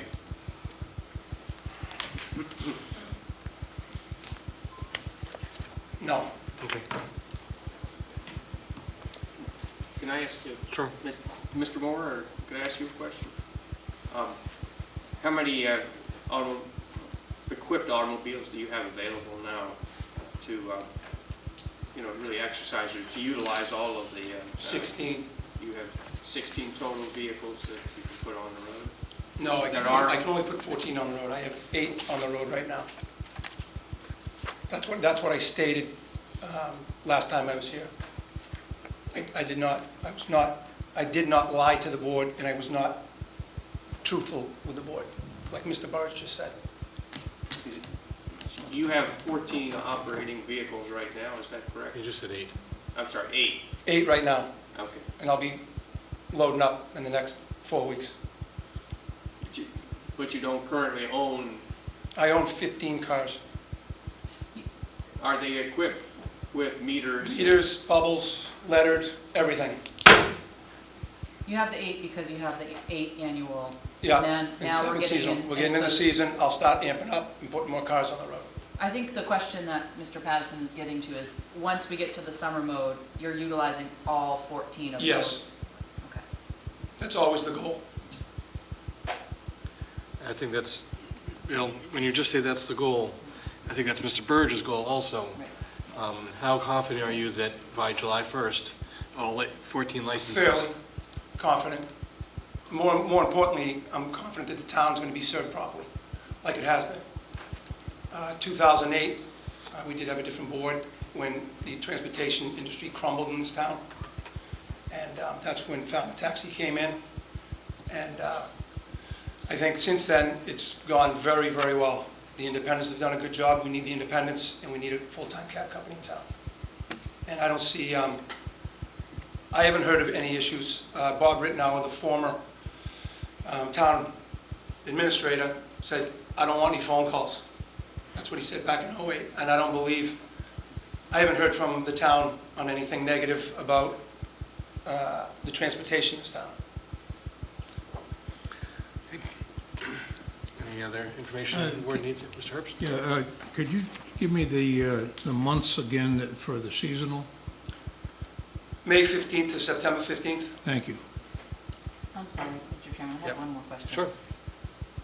So if in a year, we're back in a similar situation, or we're reviewing some of these, how do you keep track of, I mean, is there something that you'd be able to show the board, and this is for either one of you, but, to show that you had the 14 vehicles, running from, whatever, you had 14 on the road all the way through most of September, or at least through July and August when it was peak season? I mean, do your records, would they show that? There's no record other than the registration of the vehicle. Okay. So you wouldn't be able to, I'm just wondering again, and I understand that for both companies it's aspirational that you're using that you have as many cars on the road as you Right. are able to have licenses for, but I'm just wondering if there's something that, the board can look at going down the road to say, yes, this company is maximizing, or, they're using them all and they're still turning away business versus, they're not even using all of their licenses. I appreciate the oversight. It's very frustrating. Very, very frustrating. I can really appreciate the oversight. And going by the bylaw, there's 11 Ubers in town on Saturday night. 11. Posting at all the nightclubs at night. I'd like to see some action taken by this board on that. If we're going to get that scrutinized, we're doing the right thing. We're servicing the town, doing it by the rules, spending the money. Spending the money, and it's a lot of money. And I've got nothing but crickets for a year and a half. And now I'm getting this kind of scrutiny, which I can appreciate. Oh, no, I'm not scrutinizing you, I'm no. simply saying that I think as we It's look at interesting. the process. Nobody cares about the 11 Ubers on the road, though. Nobody cares about them. That's not before the board Right. tonight. Yeah, well, you see where I'm coming from? I get it. Yes, It's we going do. on a year and a half. A year and a half. And we've been continually looking into it. A year and a half. Yeah, I get it. I understand it. I've been patient, very, very patient. Very patient. And now we're going to split hairs. I'm going to get screwed. I'm going to get called out on a No one's on calling a you out, by- we're on a just bylaw. asking about how we They're going to micromanage my take a business look now. at it. When we've done a very, very good job in this town. And it's frustrating. And now here we are, and we're going to live it, and the transportation is going to suffer in this town. I hate to say it. I see it coming. I don't know where it's going, but we're not getting any support from the town. We're not getting any other than it's illegal or it's at the State House, when we have a bylaw that we can enforce right now. So I'm frustrated. And I get a great guy here, one of my former drivers, one of my best drivers, coming up here accusing me that I'm lying to the board. I'm upset. And I'm not, Chuck will do a great job. I understand where the board was going in the last meeting. I respect it. I have no problem with it. And I will rescind my application for that permit because I understand where the board was going. I have no problem with it. I wish them the best of luck. And go about our business service in the town. Mr. Chair, do I understand that you're withdrawing your application right now? Yeah, I'm not interested in the permit. I respect what the board did in the last meeting. I get it, that's fine. I'm okay with it. I saw where it was going, and I'm okay with it. Chuck will do a great job.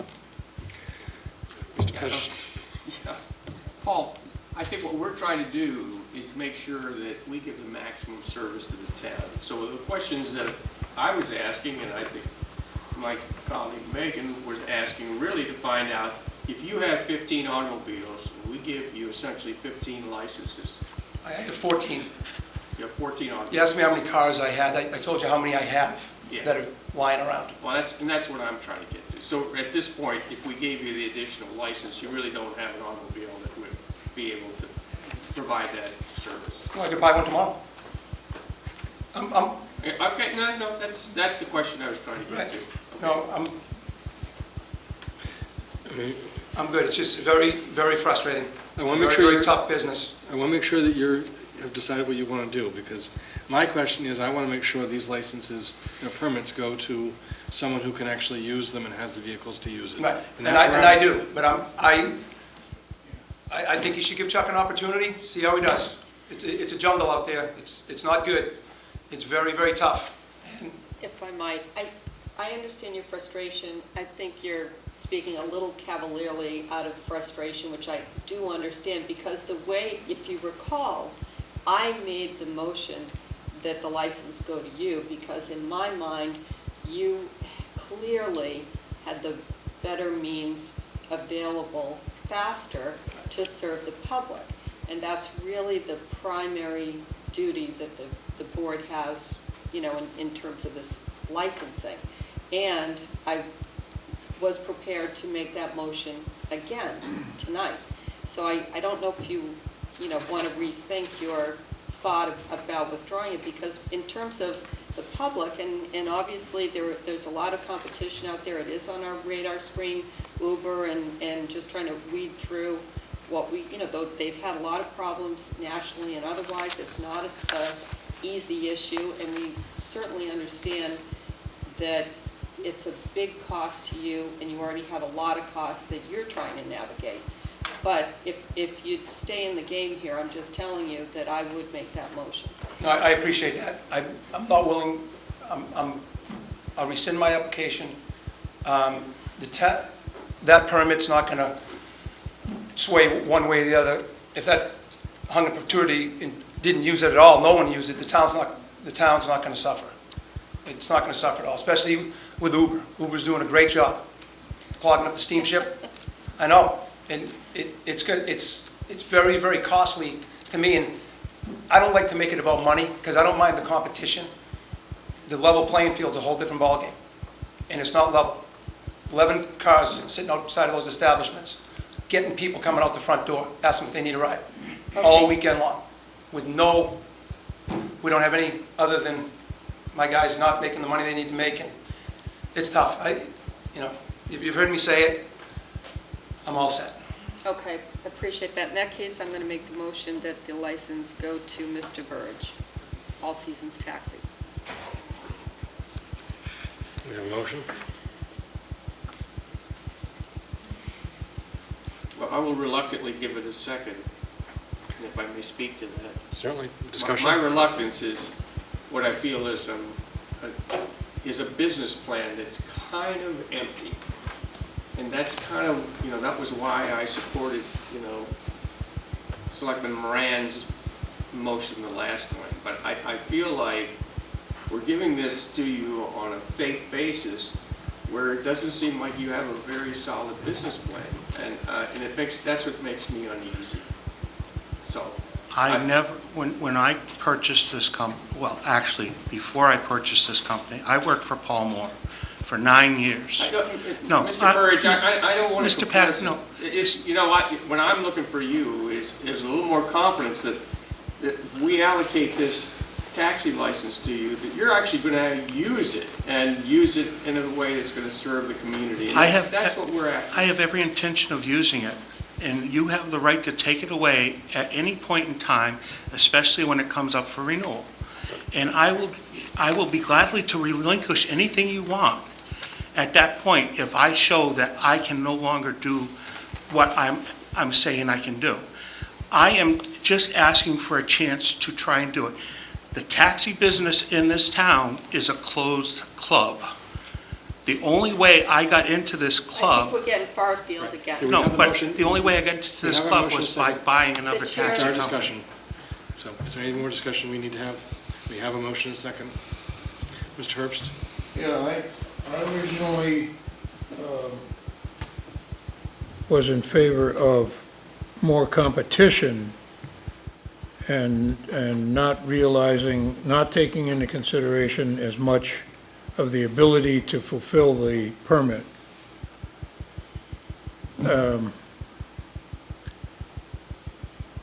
And this permit that's going to be issued is for an annual. It's not for a seasonal. Yes. I'm correct on that, right, okay. So this permit wouldn't come up for reconsideration for 1 year. No, comes up in November. All permits for taxis come up in November. Excuse me, I'm sorry, I Sorry. I didn't. this is a rather lengthy regulation, The and reason for this permit today is because of Al Jones passing away. Okay. And his license did not have a second person on it to take over the company. So your license, if you would receive this permit, it would come up, In November. come up in November. in November? Yes, I believe it comes before the board in November, or we have to start the process in November so that by January 1st. It's a January. Okay, it's a January, calendar year okay, so then, license. It's the really, remainder of the unexpired year. okay, fine, okay, so if Mr. Burridge receives the annual permit, it would be for approximately 6 months. Yep. So that should give, I'm comfortable with the fact that we could, after 6 months, we would revisit that Yeah. and see whether or not Mr. Burridge has been successful in doing what he's hoping to do. Yes, sir. It's not for a year. Thank you for pointing that out. And also, Chairman Jones, what you said about me giving up a seasonal license to have 2 annual licenses, at that point in time, if I cannot fulfill my obligation to the board for taking on the responsibility, I would relinquish my seasonal license. Well, the difficulty is we don't have any interest in it from somebody else, so we'll have to find out about that. We have a motion and a second to award the annual license that's out there to All Seasons Taxi in the name of Charles Burridge. All those in favor say aye. Aye. Aye. Opposed, none. Thank you for the board. Good luck. Good luck. Thank you. We wish you success. Thank you very much. Next item is a request for a permit fee waiver for the Falmouth Art Market.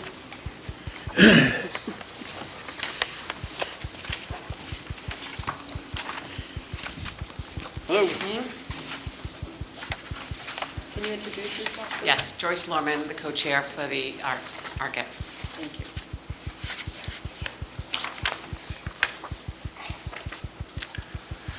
And you're requesting that the permit fee be the same as it was last year, despite the fact that we have a new policy that we've established this year for that. And I've read the policy, and I think that we still are in alignment with the policy, based on the fact that we provide any funds that we make as a profit, we donate to the Falmouth Arts Council. And then they then add that to as grants out to schools or to various artists in the community to help them with their art projects. Well, our policy says that we can charge the first and last, and then a reduction of 75% beyond that. So that would be a good deal more than the $100 you're asking for, so I'm not sure how that fits in with what our policy is. We had a $300 fee that we had to pay that we got back at the end of the year based on the grounds being maintained and those kind of things. So The deposit. that was one that we were done. So any recurring events may be granted a discount of up to 75% of the daily charge, excluding the first and last day. So we have 10 days through the season, from July 30th through the very first week of September. So there's 10 weeks. So the fee is $100, and 75% of that would leave it as a $25 fee. Is that what you're saying? No, the fee says it's $100 for the first day, $100 for the last day. Okay. And then there's potential for reduction of that $100 down to $25 for all the other days. Okay. So that would be a total of $300 for the entire summer. Okay.